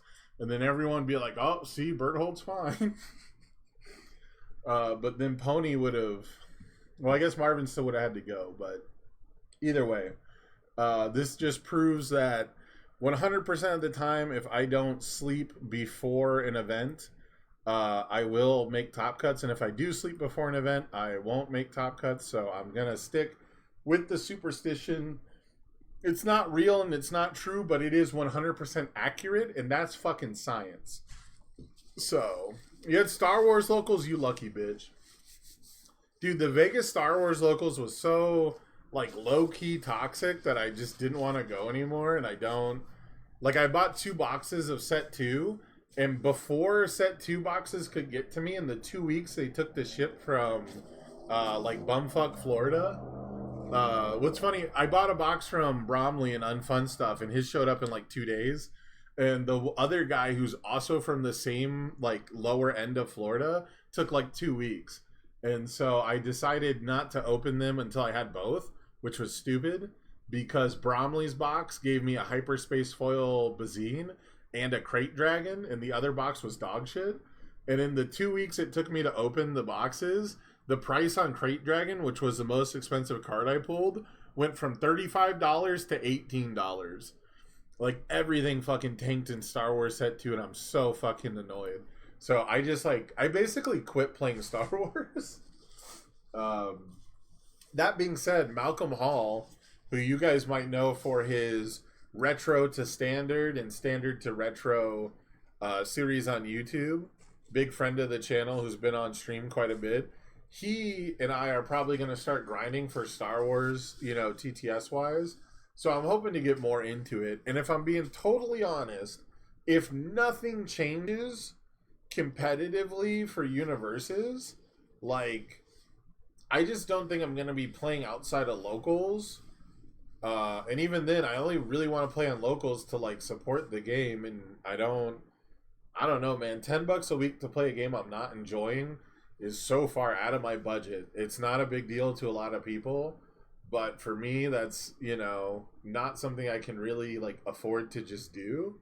So, like, if nothing changes with the way that they're not just, like, banning and eradicating cards, but if they don't, like, change the design, like, I think for me as a competitive player, I'm just out, you know? Like, for me as someone who wants to be invested in playing, I'm just going to focus on following the format and observing, like, interesting plays, but, like, actually playing the game is, you know, either I'm playing a deck that's so good and mindless, I'm not really in it, or I'm playing a deck that has to work so fucking hard and still get so lucky that it's exhausting and doesn't feel rewarding even when you win. Like, when you win, it feels like your deck did everything right and their deck did nothing right. And that's kind of how I felt with Star Wars. Don't get me wrong. That was, like, set 1 Star Wars for me a lot, too. But I'm hoping with set 3 and stuff that it changes. But if the entire game is going to be about counting my fucking foundations and making sure I don't build too much and my opponent making sure they don't build too much, like, I'm just not going to have any fun with it casually or otherwise. So, like, I just, you know, I don't have fun watching my opponent play their whole hand, destroy their whole stage, clear their whole card pool, and just, we're both just trying to see who drew more attacks. So, I'm scared for set 3 Star Wars because Coordinate seems like a useless ability, judging by how sets 1 and 2 formats went. There's just never a time where I have 3 people on board. But anyways, let's talk about Bert 1 because this is so funny to me. If I can find this interaction, give me 1 second. If I can find this interaction on Facebook, this shit was very, very funny to me. Tyrell Scott, they streamed my top 8 match, right? And then, where is it? It's here. Tyrell Scott posted this, and it was just, like, funny timing, right? So, like, I had just won top 8 on stream, and he hits us with the hot topic. You know, Bert Hoover 2, what's your thoughts? Has anyone played with and against it? What are your honest thoughts? I got 46 replies. I've not read these. But me, all-star contributor, by the way, in case you were curious, I'm an all-star contributor. I said, damn, it hasn't even been 1 minute since I won on stream. This was literally, like, when I saw this, here it just said 1 minute ago. I had just finished my top 8 match. And it was just really funny timing. But what was important to me was this right here. This is not to blow anyone up. This is a very valid opinion. But this is like one of those things where, again, it's weird timing. I don't think this person was watching the tournament. And, you know, if I was like a normal casual player, like if I was as invested in universes as I am in Star Wars or Magic or, you know, Pokemon. I'm not really invested in Yu-Gi-Oh at all. Like, I don't know what any of the cards do. But, like, if I was, like, that level of investment, I would probably have this exact same opinion as this person here, right? But what they said was, if he got an errata, it would just be the same situation as Bert 1. Personally, I like the idea that they gave him a chance before nuking into orbit. His backside's absolutely nuts. So even here, even, like, this is, I guess, like a medium take. This is not really a hot take. But even here, this guy admits the backside is flipping nuts. Like, it's actually crazy. But only if he can get there, and against characters that destroy his board, he's not nearly as strong, which is true, but he is really good still. And so I asked, what's the situation with Bert 1? Because I'm being a little bit of a troll, right? I'm being a little bit, because, Tyrell said Bert 1 had to get hit, or everyone was going to play him, and that was true. Yeah, Bert 1 with no route would have been tier 0. And then they errated him before the set came out to give it a chance. Yeah, so I was like, and now he's fair, right? So I get where this guy's coming from, that he wanted to see if it actually did matter. But the point is that, like, the perception is that Bert 1 got errated and became, like, not good, right? He got he got errated, and it became, like, not a good character, right? And so the fact that TC was able to still win the tournament over the Boogeyman with him proves that the errata was fine, and was kind of necessary. Because imagine if Bert was going through here and, like, his matchup into Rodan is free, dude. Your Rodan matchup, if you had unlimited responses, if this was play as printed, your Rodan matchup is just fucking free. Your 7-hander matchup is just fucking free. And now, the biggest thing about this is, in the finals, I didn't mean to go to 9 foundations on my turn and let him transform. And I thought it would still be okay if I did that anyways, because I might have weapon clashed and stuff. And like, after he started playing attacks. And the main thing is, I forgot Bertolt gives 3 damage and stun 1. Like, truthfully, honestly, I 1000% disrespected Bert's flip with no momentum.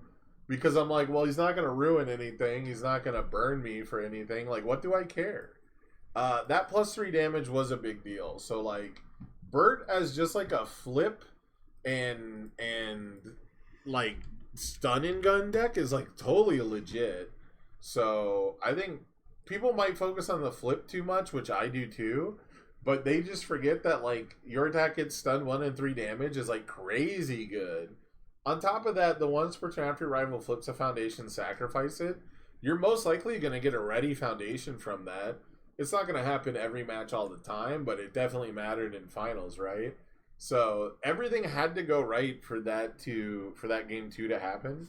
But either way, I think that this deck is very cool because it's not a super fast deck, but it's not a super slow deck. This is probably the epitome of mid-range as we see it currently, because it has a wonderful late game. It has an insanely good late game. Deception Dagger can pump Ambush Thrust and Rapid Speed Slash and get rebought by Ambush Thrust. Oh, and it pumps Walk the Dog, right? It puts stun 2 on, like, 3, 6, 9, 11 other attacks. So more than half the attacks will wear a Deception Dagger in momentum. It's got, like, ways to get momentum, earlier. It's obviously got, like, whatchamacallit, like momentum hungry stuff going on. The one thing I'm surprised about is there's a 3-diff that you can use to commit to get momentum over and over. And I thought TC was playing that one. Maybe he trimmed it. I can't remember if we, like, practiced together or not, or if that was, like, a different deck. But, I thought he was going to be playing, like, the R commit after you get a momentum, get another one. But, like, between Award the Victor as a fucking 4 of to loop your attacks, and History's Greatest Monster to let you play, like, the 5-diff, chunky Chaos attacks, combined with the fact that Chaos still has card draw, still has defensive card advantage, has anti-destruction, anti-flip, cards that ready themselves. Like Nice Try gets clowned on a lot, but if you're in a mid-range game plan where you want to full send it every time and still play, like, some defense with 1 or 2 cards in hand, Nice Try and Struggling let you do that. Nice Try and Struggling let you full send, hold 2 cards and block 3 times. So, you know, I think the Ryukyu agency trainees is wild here. I didn't think that people were blocking Bertolt attacks that much, but on the flip side, you have to. So I'm wondering how many times he like won because of that. 4 Broken Psyche and 4 Hungry for Fame are also fucking crazy to me, but they definitely worked out because this works like Award the Victor does, right? If your rival blocks your attack, and then you can commit, flip it to just add it back after you play another attack, and if they don't block it, you get to award the victor hit. So like this deck is playing the highest quality attacks in the game basically. I think Vast Hybrid Chimera Kraken could be #1 card in the set right now, or in the game right now. I think outside of character cards or whatever, I think Vast Hybrid Chimera Kraken is the #1 attack, and I think it might be the #1 card overall in the game right now in its current position. It needs nothing else to function. It impacts basically every board and every character. You'd have to be assetless with no ready foundations. You'd have to be in the most win more position for this card to be useless. And while it's not gonna like win you the game on the spot every time you play it, it wins you the game on the spot so often when you combine it with anything else that it's, you know, it's exponential value. So this card being absolutely like top tier, Walk the Dog being something that you want to loop and is better in multiples.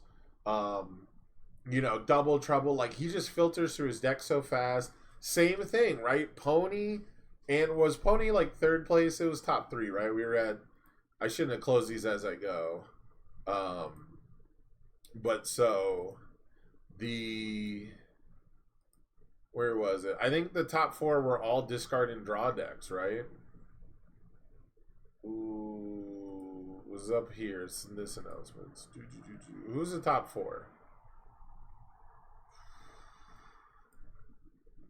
Who's 4th place? Oh, it's Tim Keefe's Godzilla. Okay, so this is not really like a discard and draw deck, but it is a 4 of Vast Hybrid deck, right?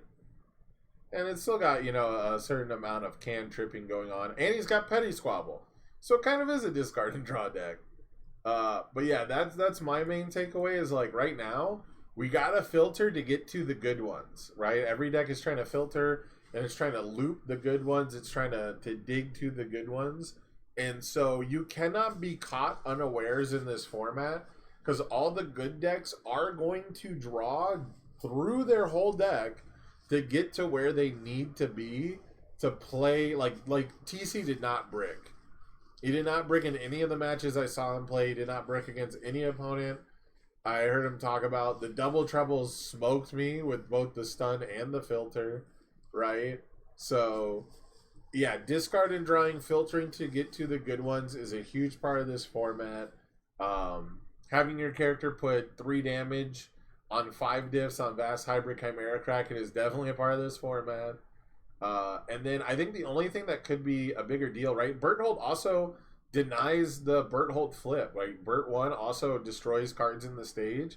So if he flips first, he almost always gets to deny the rival flip. So he's still in a great spot. And it was really cool to see TC like work on this deck and put it together. But at the end of the day, right, it's just this is the Chaos deck that plays to the Chaos attacks the absolute best. And I think what's really interesting is this is another deck where we're just not playing that many Attack on Titan cards. We're playing 0 attuned foundations, right? 0 attuned foundations, 1 attuned attack as a single copy. Do you have any in the sideboard? No Attack on Titan cards in the sideboard. So once they got rid of Risky Encounter, that was basically like the only super meta relevant card. Now I need to go through and I need to look at the whole top 8 again to see like how many of these decks actually were running like a significant amount of Attack on Titan cards. Because even the Attack on Titan characters were like not really doing it, but I think it's Pony and Bertolt too. And it's because of the discard and draw cards, right? So we got 3, 7,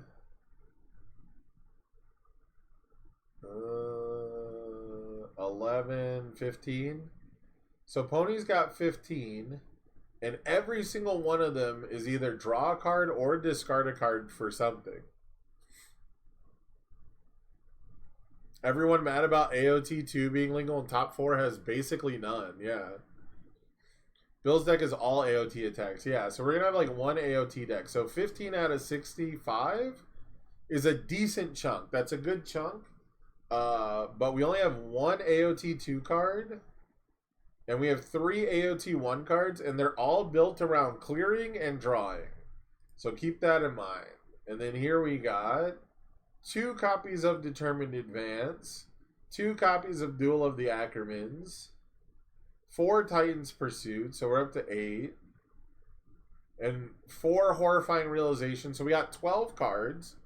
We got a Momentum Ramp, we got Discard and Draw, Momentum Ramp, and we got an Echo Attack, so that's cool. But that's like, 12 cards is a decent amount, so there's more than I thought. Bill's deck is like only Attack on Titan. And then the squad mates. So it's got 8 plus 28, so about half the deck. So this is an AOT deck, and it makes sense, right? Because AOT debuted the 4-check archetype deck. But even the foundation base is like only the 6 checks. So we have one AOT deck, and it's basically like just AOT attacks and 6 checks, which is funny. Andrew Porot's deck probably has quite a few, I think. So 3, 7, 8, 11, 15, 19.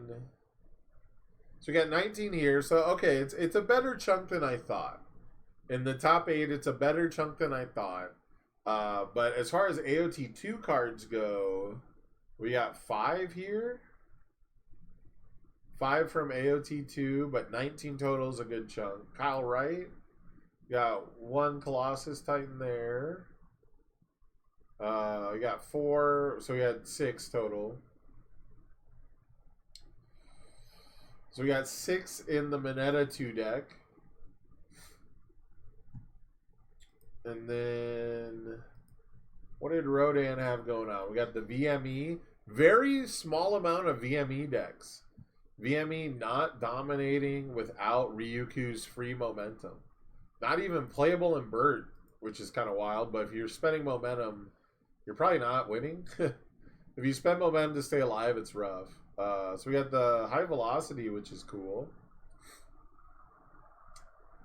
But we don't have that many attuned symbols. So we have 5, 9, 12. 12 is a good number. So 12 seems to be about the average, which is higher than I thought. I thought the average was going to be like 5 or 6. But still, like AOT 2 cards, not many. Let's count the AOT 2 cards. So 4. Just 4. 6.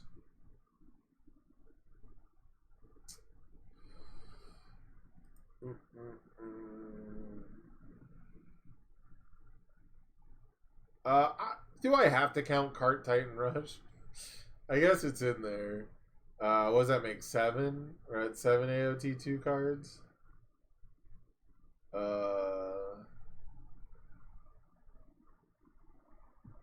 Yep. 8. 12. 16. This is easily the one with the most AOT 2 cards, which is because they needed to give Ymir and another attuned life gain. So where were we at? We're at 14, right? No, 7, 11, 15. 19. None here. I didn't even count my deck. I think, did I already count this deck? I don't know. There's like 20 AOT2 cards, and then where'd my deck go? Alright, whatever. I can. Well, I guess I made changes. There, alright.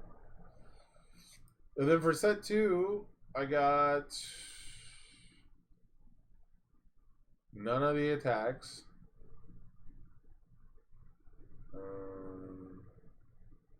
None. Oh, that's right, because I didn't have any. That's why I didn't have to. Yeah, so of top 8, in all of the top 860 card decks, AOT2 put up like 20 cards. Now, granted, in my case specifically, I didn't have any AOT2 stuff to put in. And this deck would definitely be better with like 1 or 2 AOT2 cards. But I'm pretty sure I wouldn't be playing more than 8 AOT2. I think the AOT2 cards I would be playing, the Origins of Power cards, would be like Colossus Swap for obvious reasons. And that might be it. You know, it might be Colossus Swap, and that's about it. I don't know anything else off the top of my head. Yeah, I have one. I have the character. Which I pulled that character in the box that UVS game sent me. So that's very funny. But yeah, so I don't know off the top of my head if there's any I'd be playing. I know that I would play Colossus Swap for sure to try and force the flip. And that's kind of my thing, right? Is Bert's fair until he flips.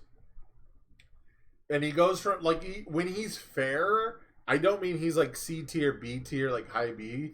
I mean like he's A+ / S tier when he's unflipped, but he's like a fair top tier unflipped. And then when he flips, he's, you know, just beyond a dice roll. Like it's worse than a dice roll when he flips. And so Colossus Swat and go for the win. Like I'm not even maxed out on how do I flip. And that was my only game plan. I cannot, with this deck, to win a game unflipped, untransformed is so hard. And I've still done it a handful of times in practice. I think I did it once in the tournament because I was playing another Bertolt 2. And I think they committed out. Like, I think they had to commit Bertolt, or I had to, like, seal them. No, because sealing them would have stayed in the card pool. But either way, I think they had to commit Bertolt to even let me do it to them, right? So, it's very funny. I don't think AOT shook up the metagame too much, except for Bertolt becoming like a cornerstone of the format means you're going to have to play 35 health Bertolt to beat 31 health Bertolt.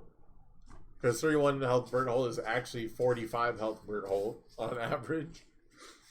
The amount of times I was able to give -6 damage to an attack was way too high. Let's just put it that way. My biggest takeaway from this event: play more Determined Advance. I am genuinely amazed at the lack of Determined Advance in decks that can play it. It makes sense in this deck because we don't want a 3-check. And even then, I still thought Bill was playing it because I thought he was doing it with Momentum, but it was this card. Oh, I have Tim Keefe open twice. That's what was happening. Okay. This one doesn't play it. Yeah, so I guess it's just these two decks. And they both play like 1 and 2 copies. And I get that like drawing 2 of them turn 2 or like turn 3 is not great. Yeah, so Determined Advance is the card that will hit me for 6 damage no matter who I'm playing.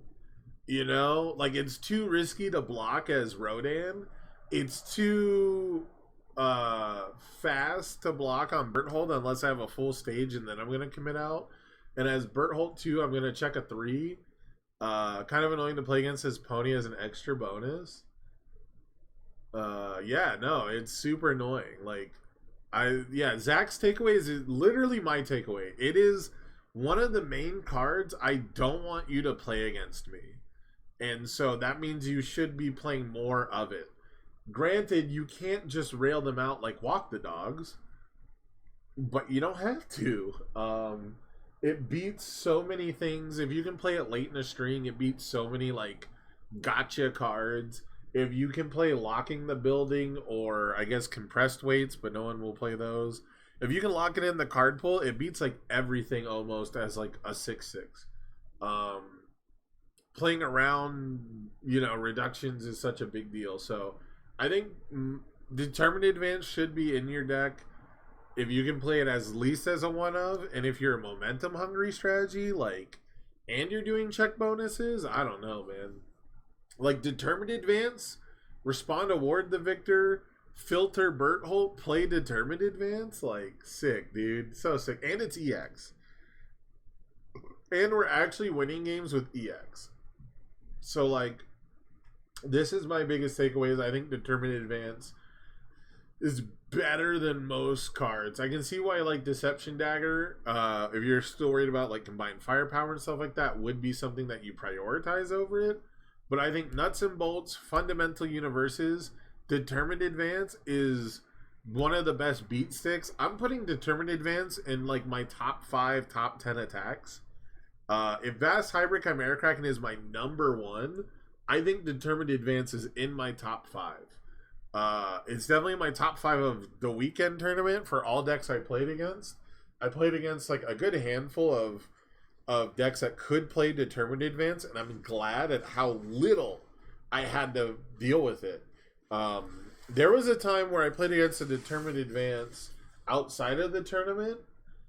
Just today, but I had somebody wanted to play against me earlier this morning, and I like woke up and played like one groggy game, and they're like, "Hey man, I want to try out the Bert 2 matchup to see if my deck is like ready for it." And I had like no cards in hand. I drew 2 Mikasa's admissions and had to discard for Bert, and it went from 9 damage to 6 damage. And I was like, I don't even know if I want to respond and remove the Mikasa's admission. I can just take 7, like it was like that kind of game. So definitely not like a Swiss Army knife. Like again, it's probably going to win you less games just by resolving than like a Vast Hybrid will, but it does more by itself in certain board states than Vast Hybrid. And again, it's so threatening as an opener because you can do so much with that momentum in this format. You can use it for some great extensions and some great punishments. And yeah, it's an all-star. It's just an all-star. I'm glad that Chad agrees with me that's crazy good and like one of the most annoying things to play against, because this is the card I'm afraid of more than most, because the way that's like speed resets work and the way that like minus speed works a lot of the time, you can like wait on that EX, you can like wait it out, you can like pump it up to 6 or 7, or pump it up to like 7 or 8, I should say, and then your rival has like a -3 speed that they use. It doesn't feel good, you EX it, right? Like there's just so much you can like milk out of this card. I'm just very happy that people were only playing 1 or 2 copies, because this was, again, especially against Bert 2, against damage reduction decks, this is hitting you for 6 like every time. I think this card, the new Armored Titan Advances or whatever, Armored Titan Rush, I think this is one of the best attacks. I wanted to play this card in quite a few lists. It's on a lot of my rough drafts because it also flips into a card that Determined Advance beats. It's not good against Determined Advance, but it flips into a non-first enhance reset, or reduced to 0, better than a reset. So also Blitz Ruin 1, just actually ruining one without caveat or whatever, like cool stuff, not a deadlock ruin. They can't block it unless they want to use an attack, which is a lot of equity. I think if I was like a Kevin Brobrick, I don't know how much Armored Titan Rush increases my odds of winning the game, but you can definitely catch your rival with not the right cards in hand to win the game. So I think it's pretty good. But yeah, if you're worried about Bert 2, you should be playing cards like this. Armored Titan Rush not only will force him to start trying to block it, but if he checks a 3, he might have to commit his character. And then even if he does survive it, you get to flip into a damage reduction, which you're not blocking everything on Bertolt 2 anyways. So 4x in your Godzilla's, yeah, it starts as a 4 of in my decks. Like, it's made to be played with City Rampage. Am I tripping, or is this card not, like, designed for City Rampage, right? You play Rampage, you play this on a 7, you check a 5, it's a 7, you get a momentum, you spend it, you play another one on an 8, if you check a 3, you commit 1 card, if not, you pass it, and then you get the momentum back. And little 1/1s are really good with Determined Advance. Like I said, like, if you make this a 7/7, your opponent doesn't want to commit for -2 speed. You know, enhanced commit for -2 speed and -3 speed do nothing to this attack if it is a 7 speed move. Because they're committing one to -1 speed. So commit one for -2 speed, you know, not super great on your resting up. And then you EX it. And then you just, in Godzilla, you just make it a 9/9 actually. You're just like, alright, hold it. You know, you want to reduce the speed back down, just hold it. Yeah, so Determined Advance, I think, should definitely be getting played a lot more. Yeah, spend 2 counters on Pony, and you have to, right? You have to block it. Yeah, that being said, the biggest takeaway from this event was you better have a lot of health. If you're gonna play a 7-hander, it better be gaining life or like probably Rodan. There's a lot of Bert 2s that I had to play against a Bert 2 and we like killed each other in Swiss, right? Like I took him out. I think the other Berts that were undefeated paired up like early, so you didn't get as many. But the biggest thing is the Pony deck is actually the monster in the room, and I am my headcanon, my tinfoil hat theory is Marvin didn't actually need to go to Star Wars locals, but he dropped to not get the Pony deck hit. I think Marvin is playing the Giro 1 long con, and he is trying to save that shit for Nationals, and he doesn't want anyone to realize how good the Pony deck is. And he's like, alright, if I just top all these events, and I make some money, and I don't actually win, I get to play my Pony deck never on stream. That's what I'm saying. You know, he gets to hold that shit for Nationals and run it out then. Because if I had to guess what the best deck in the room was, I think it's actually that Pony deck. And we just didn't get to see Pony versus Bert 1. Because I almost guarantee you, like, he has a slightly better matchup against this deck than I do. And like doesn't have to play around like the transform, right? Like tell me if I'm wrong, Marvin, but like you're just never building to 9, right?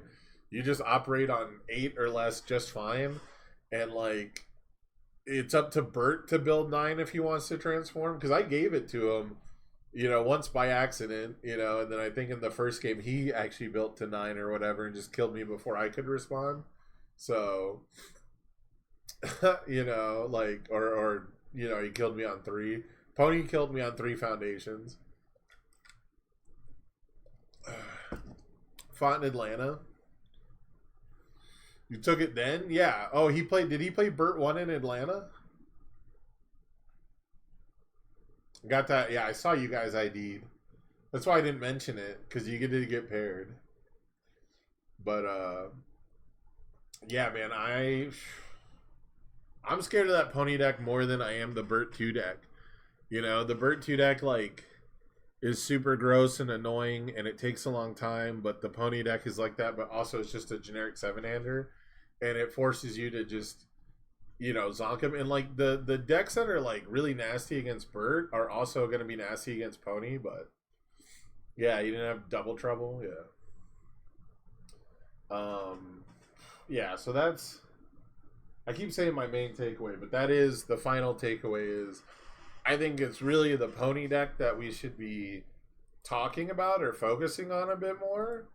But it's dodging all of the eyeballs on it. But it needs to be addressed for the exact same reason that Bert 2 does, you know? And Bert 2's like transform ceiling is way higher than Pony's ceiling ever. So, you know, like Pony gasses out, runs out of counters. Pony could also be denied by like future designs where they make I did not mean to click there. Whoops.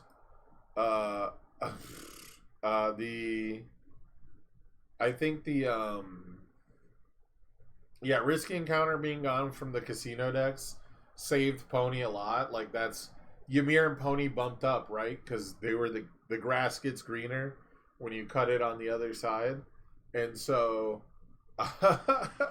I definitely think something needs to happen. I don't know what you do, man. Like they've designed the format to be like this, though. There's multiple decks that play like this. There's multiple decks that do the combined firepower thing.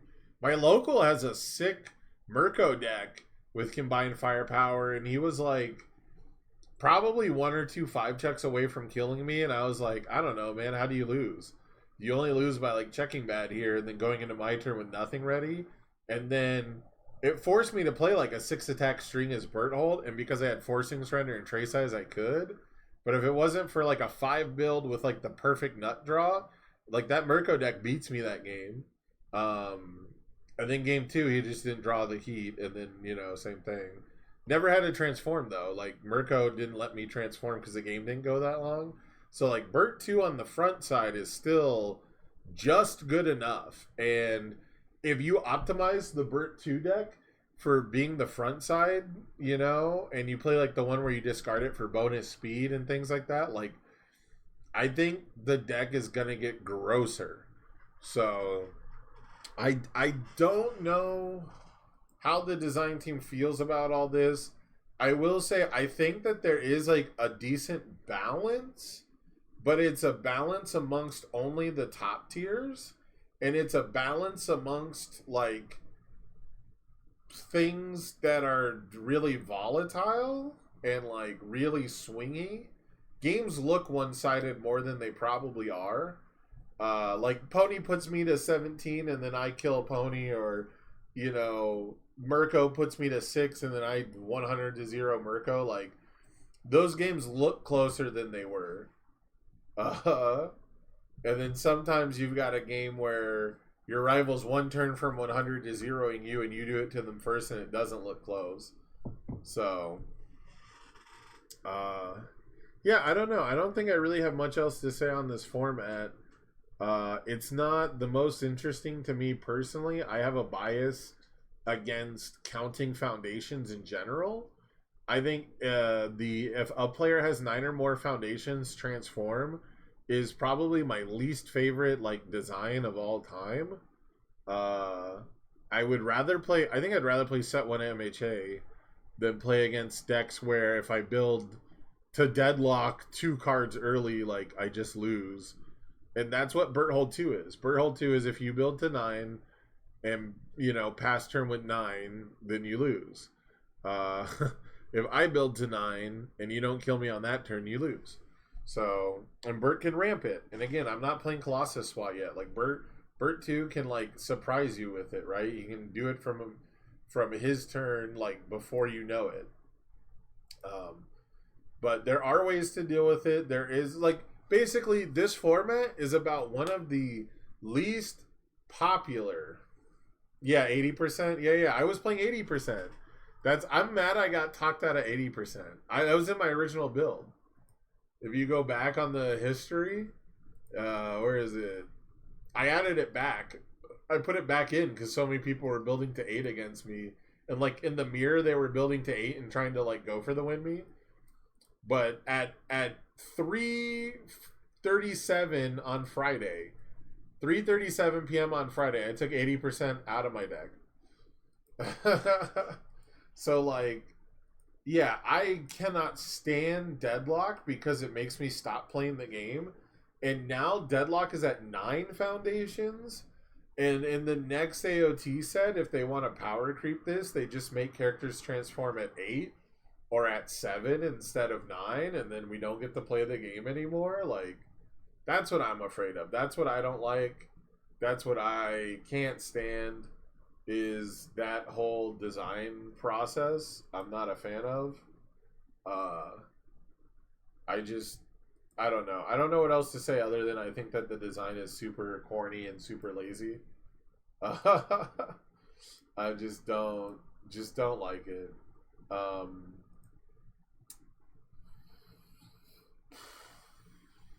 yeah, I don't know, man. This isn't like a we need to ban or errata some cards. This is like a this is the way the game is gonna be until they add more cards to the format that changes it. And I don't know how you come back from this, you know? I don't know. I don't know. I just don't know like what you do to change this style of play, and clearing your card pool and drawing all your cards is already so good. Like, what strategy is better than that? You know, like, are we gonna add a plethora of card pool clogging? You know, because this is a character that if they were a six-hander, there's a world where this character beats Bertolt 2 even on his transform side. After an attack deals damage, your rival clogs their card pool face down. But then, what if Bertholts start to, you know, perceive that, right? They know that that's going to happen. So then they start playing the Mina 2 cards. What if we just start playing this in Bert and then we ignore card pool clearing? You know, I don't know. That's probably a stretch. You probably aren't actually going to do that. But you know what I mean. It's just, I wish I had something more poetic to say about the format or like more insight. But the truth is, I haven't been super invested. I haven't found the deck that I really like a lot and want to iterate on. And so I just slapped together the most broken character I've ever seen printed. And I got second place without even really trying. Again, Pony probably would have gate kept me, but we'll see. They were very close games, and you know, if Marvin ever checked the 2, by the way, I don't think he ever checked the 2 in any of our games that we played.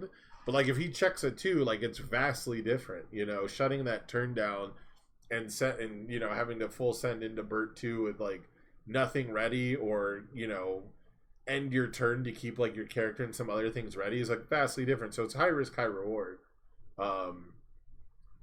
Yeah, you played all 4 both games. Yeah, so you know, if you draw more cards than you check, then you won't check your 2s, right? Yeah, you just don't check those. So that's the biggest thing, is like the amount of card draw makes playing a 2 check like actually fine, because you're now so much more likely to draw the 2 check than you are to check the 2 check. It's kind of the same as last format. It's fairly wide character-wise, but pretty not fun. That's kind of how I feel too. There is a wonderful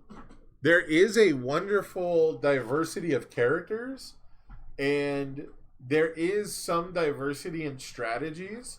I won't say it's like My Hero, you know, like sets 1 through 3, and where it was like everyone is just playing the same style of deck, where it's Crow and Frog or life slash good ramp with back alley or earth. Like, basically it was back alley haymaker symbols, ramping and clearing punches, or charge attacks, clearing card pool and check bonusing, or it was Tokoyami attacks, you know, it was Crow and Frog ignoring progressive and check bonus, right? It was ramp and clear, or clear and check bonus, or check bonus and ignore progressive, which is basically clearing, right? Like, those are all the same thing. It was ramp and ignore progressive, ramp and progressive. And now we're at a place where it's filter and progressive, filter and progressive, filter, progressive. You know, we got technically, you know, you could count reading as ramp, but not really. But like, you know, zero risk readies itself. Zero risk readies itself. Draw my whole deck. Draw through my whole deck. Loop. You know, so like these are things that are always going to be good in card games. So like hating on drawing a card is too strong is some fucking Yu-Gi-Oh bullshit. And I still can't believe Pot of Greed is banned, dude. Like if your card game can't support Bill from Pokemon, you remember Bill, just draw 2 cards. Bill's not legal anymore either. He's too good. Bill's like a hard once per turn, I think, actually. I think they let Bill come back, but it's like a different card name now, right? And he's like a hard once per turn in Pokemon. So if your games can't support that, that feels pretty bad. But we're getting to a point where we have too many Bills. We have too many Pot of Greeds. We have almost the same resource system as Yu-Gi-Oh at this point, where it's how many cards do I have in my hand? You know, it's oh dude, it's so much. But I do think they've added some stuff to the format, but it does seem like all the same decks got better.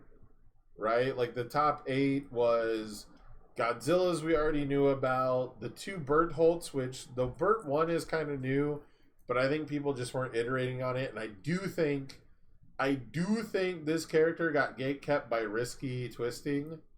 I do think this character and a lot of other characters got gatekept by just not being on Risky, because Risky can deal that 35 like way easier. But Pony was last format, Godzilla was last format, Ymir was last format, Rodan was last format. Mineta 2, probably the biggest glow up. This is the oldest character, the character with maybe like the least representation like per attempt.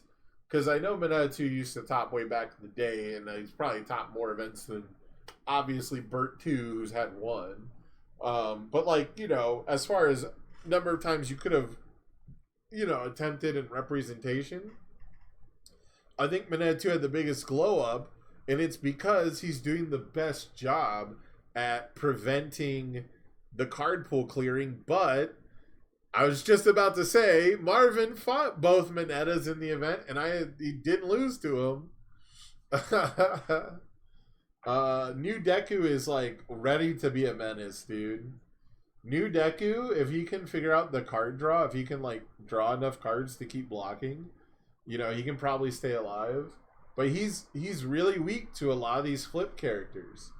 You know, once Bert flips and puts him down to 3 foundations, he can't transform or do his form for +3/+3. If Bert 1 transforms and ruins a certain amount, like that hurts him too. And stun. Bert transformed, having stun 1 hurts Dark Deku for paying for the -3. What else? There's one other deck that was like really just dick stomping the new Deku. What was it? Oh, Deku dick stomps himself, which is funny.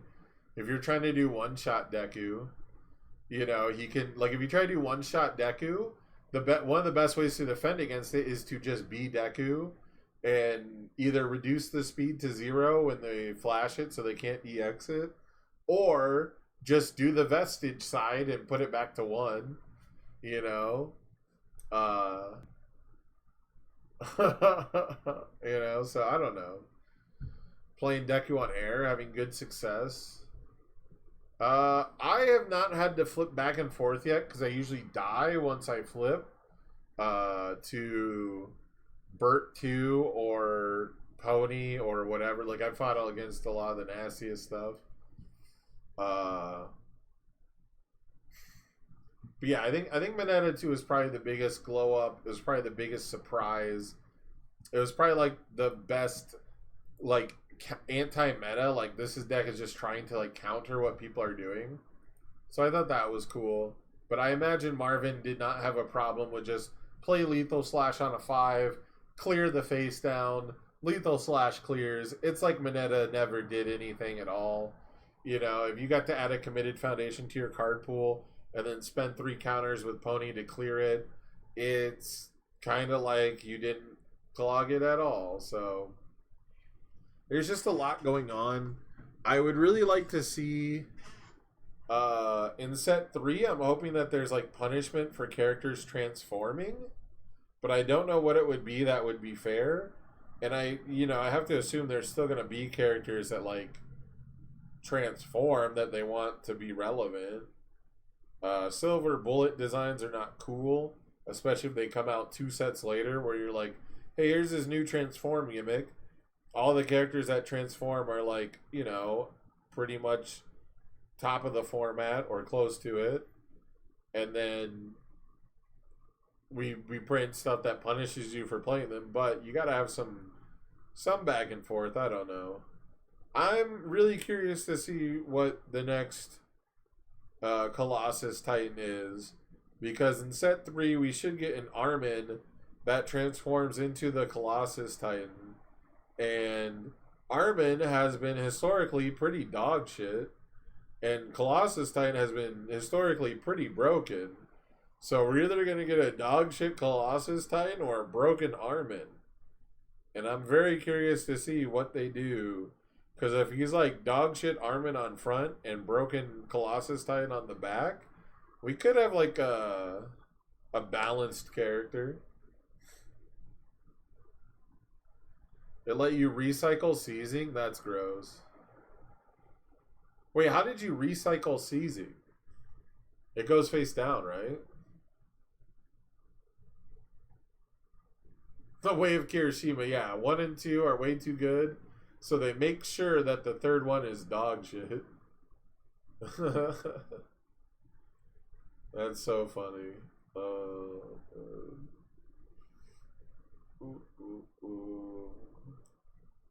I guess you mean recycle because you get to like clear it and then draw it after you cycle.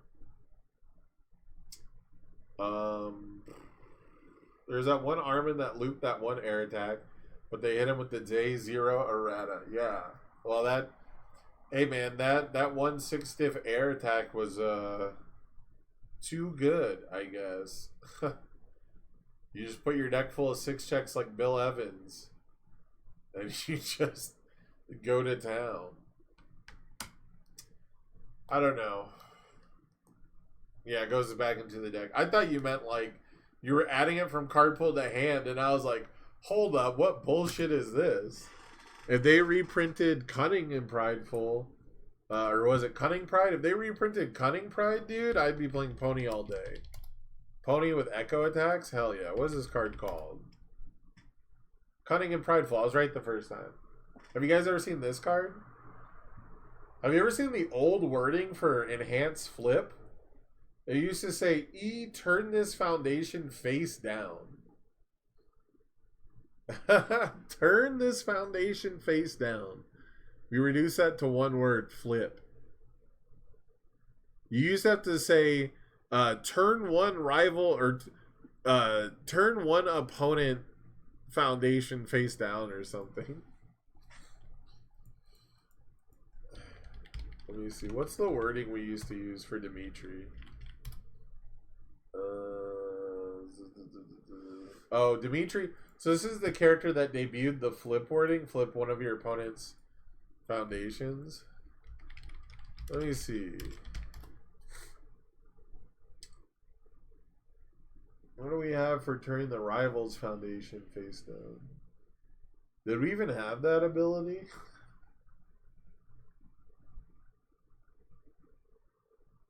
Was it Caden?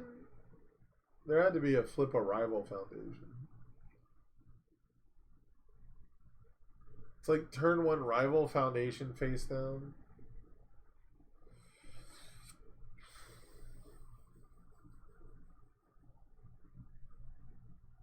It's all this foundation. What was the wording for they turn it face down? I can't remember any cards that did that now. Was Caden targeted?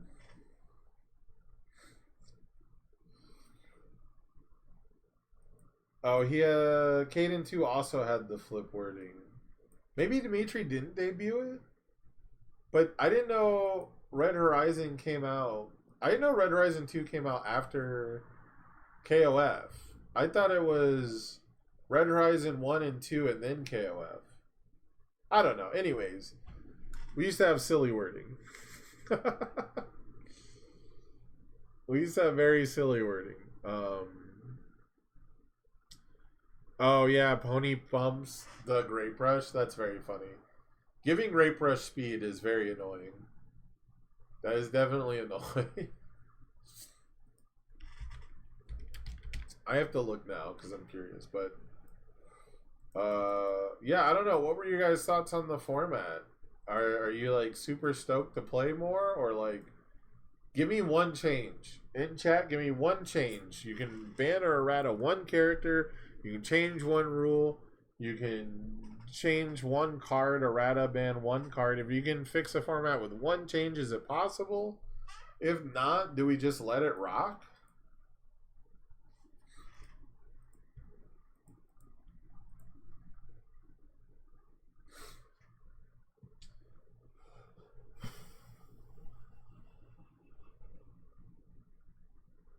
Turn one of your opponent's foundation. Oh, it's foundations face down.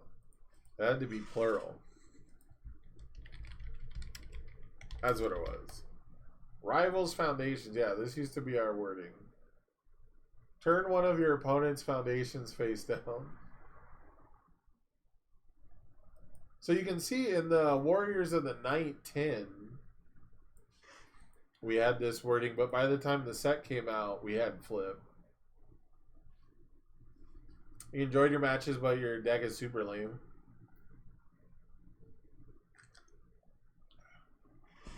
Yeah, I think I start with Feral Shriek.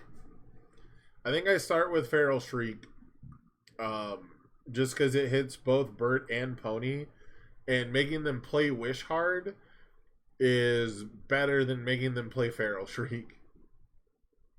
I don't think, the Wish Hard stun 2 almost never comes up. If it came up more, it'd be a better card than Feral Shriek. Feral Shriek also lets me filter on turn 1. Like, Feral Shriek is also just an extra review step going first, which you would think doesn't matter, but when you play a 5-hander, trust me, I reviewed into some very nice stuff because the last card I drew, on my next turn was the card I needed, right? And we're talking about filtering to get to the right stuff, but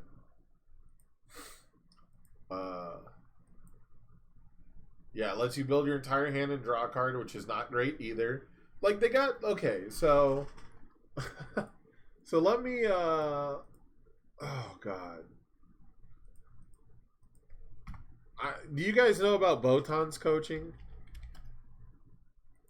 Do you guys know that Botan's coaching was not a retro reprint because this card was considered too good?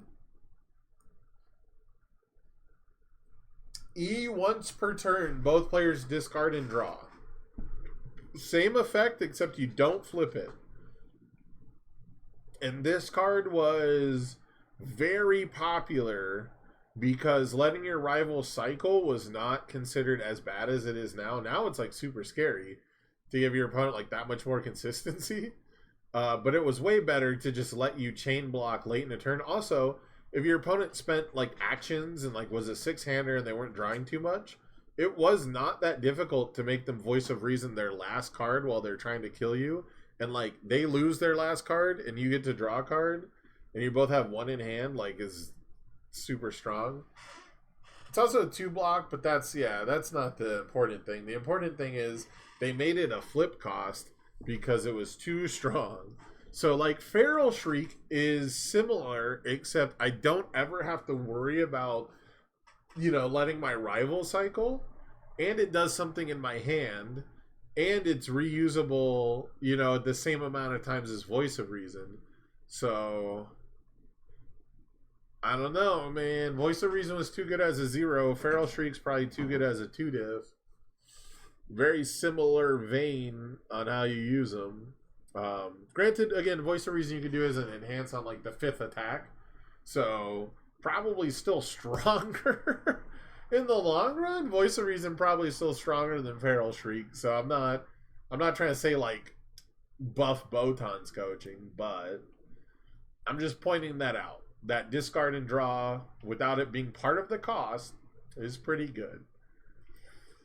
That being said, guys, I think I'm going to wrap it up here. This was kind of it wasn't impromptu. I definitely wanted to stream today, but I got to it late. You know, technical issues, had some dinner issues. My pizza's cold by now, so I got to go reheat it anyways. But I'm going to go do that. I'm going to go heat it up. The fucking pizza places don't even cut the pizzas, and they don't show up like hot and fresh anyways. So I was probably going to have to jam it in the oven. But I hope you guys enjoyed hanging out. This one was a bit more casual. It'll end up on YouTube if you are so inclined. I don't know why I'm telling you. You guys watch the stream, not the YouTube clip. But I hope to stream more. I didn't stream at all these last couple weeks because I haven't really been feeling the game. The Attack on Titan Set 2 previews really had me kind of gloom and doom. And after playing Bert 2 yesterday, I'm not that, it didn't make anything better. I can say that I had fun playing because everyone I played against was wonderful. I didn't have any nightmare scenarios on stream. I didn't go to time. Well, I got close to time in the Burt mirror, but I didn't go to time anymore. So that was cool. But the actual gameplay was not that cool. It was just everyone I played against was an absolute gem, as it usually is in this, community. And when we're not playing for super sweaty nationals rewards or whatever, like, I'm not getting timer scammed by an eraser head. Like, I'm having fun. So I will always enjoy playing with you guys. If you do want to play some games on TTS, I will probably be streaming sometime soon, but I can't promise too much. But we're gonna be doing some card game content. I want to branch out and do other card games. I think it's time to kind of devote myself to just doing like some YouTubery stuff and really kind of dipping my toes into like the more generic landscape. I got to get like the drop shadow thumbnails and stuff, and maybe branch out and do a bit more content in other places. But my passion has always been in universes, and it's not easy to do this stuff if you're not passionate. I've meant to do Star Wars Unlimited content for months, almost the whole time Star Wars has been out, but I'm just not passionate for it the way I am with universes. So I hope that the bottom line from this is that even with this format not suiting my taste and being not the most unbalanced, but one of the most cutthroat, like nasty, like not my playstyle formats, I am still passionate about universes. I am still incredibly excited. I cannot stress how excited I am for Heroes of Exandria and how excited I am for Tekken and Guilty Gear to get a shot. But with that excitement comes the absolute terror that could possibly be those sets being duds and like not having an impact and not being thematic and not being good, whatever makes them not good. Those are the things I'm afraid of, but I am still passionate about universes. I still think that there's a lot of great cards in a lot of great design spaces that could be, designed in, reprinted, whatever. So my passion is not gone for the game, but this is one of those things where, I take little bits and breaks and I do some funny edits, and this might be one of those little breaks where I'm not streaming gameplay as much. But yeah. What do you want me to plug, Zach? What do you got for the plug? Friends and Rivals on Tuesday? Or is it Mondays? You guys do Mondays now? You guys stream, like, one of the only days that I can consistently stream, you guys stream. That's definitely a thing. AOT Spotlight 3K. Whoa! December 14th in Charleston. Bro, how come all the 1Ks and 3Ks are happening on the East Coast? West Coast ain't got no money matches, brother. AOT Spotlight 3K. Yeah, send me the info. I can put it up on the stream. Do you have like a graphic or something? I mean, people, see it in the chat. Send me the materials. I'll put it in a YouTube video. Normally, you got to be like a $20 patron to get me to plug stuff, but I can make an exception for the homies. The event is on UGN. Okay, put the link in the chat if you got the link, and send me the materials, and I'll make sure to pimp it out the next time I do a YouTube upload, because I got a YouTube upload where I'm gonna be talking about the world situation with no spectators.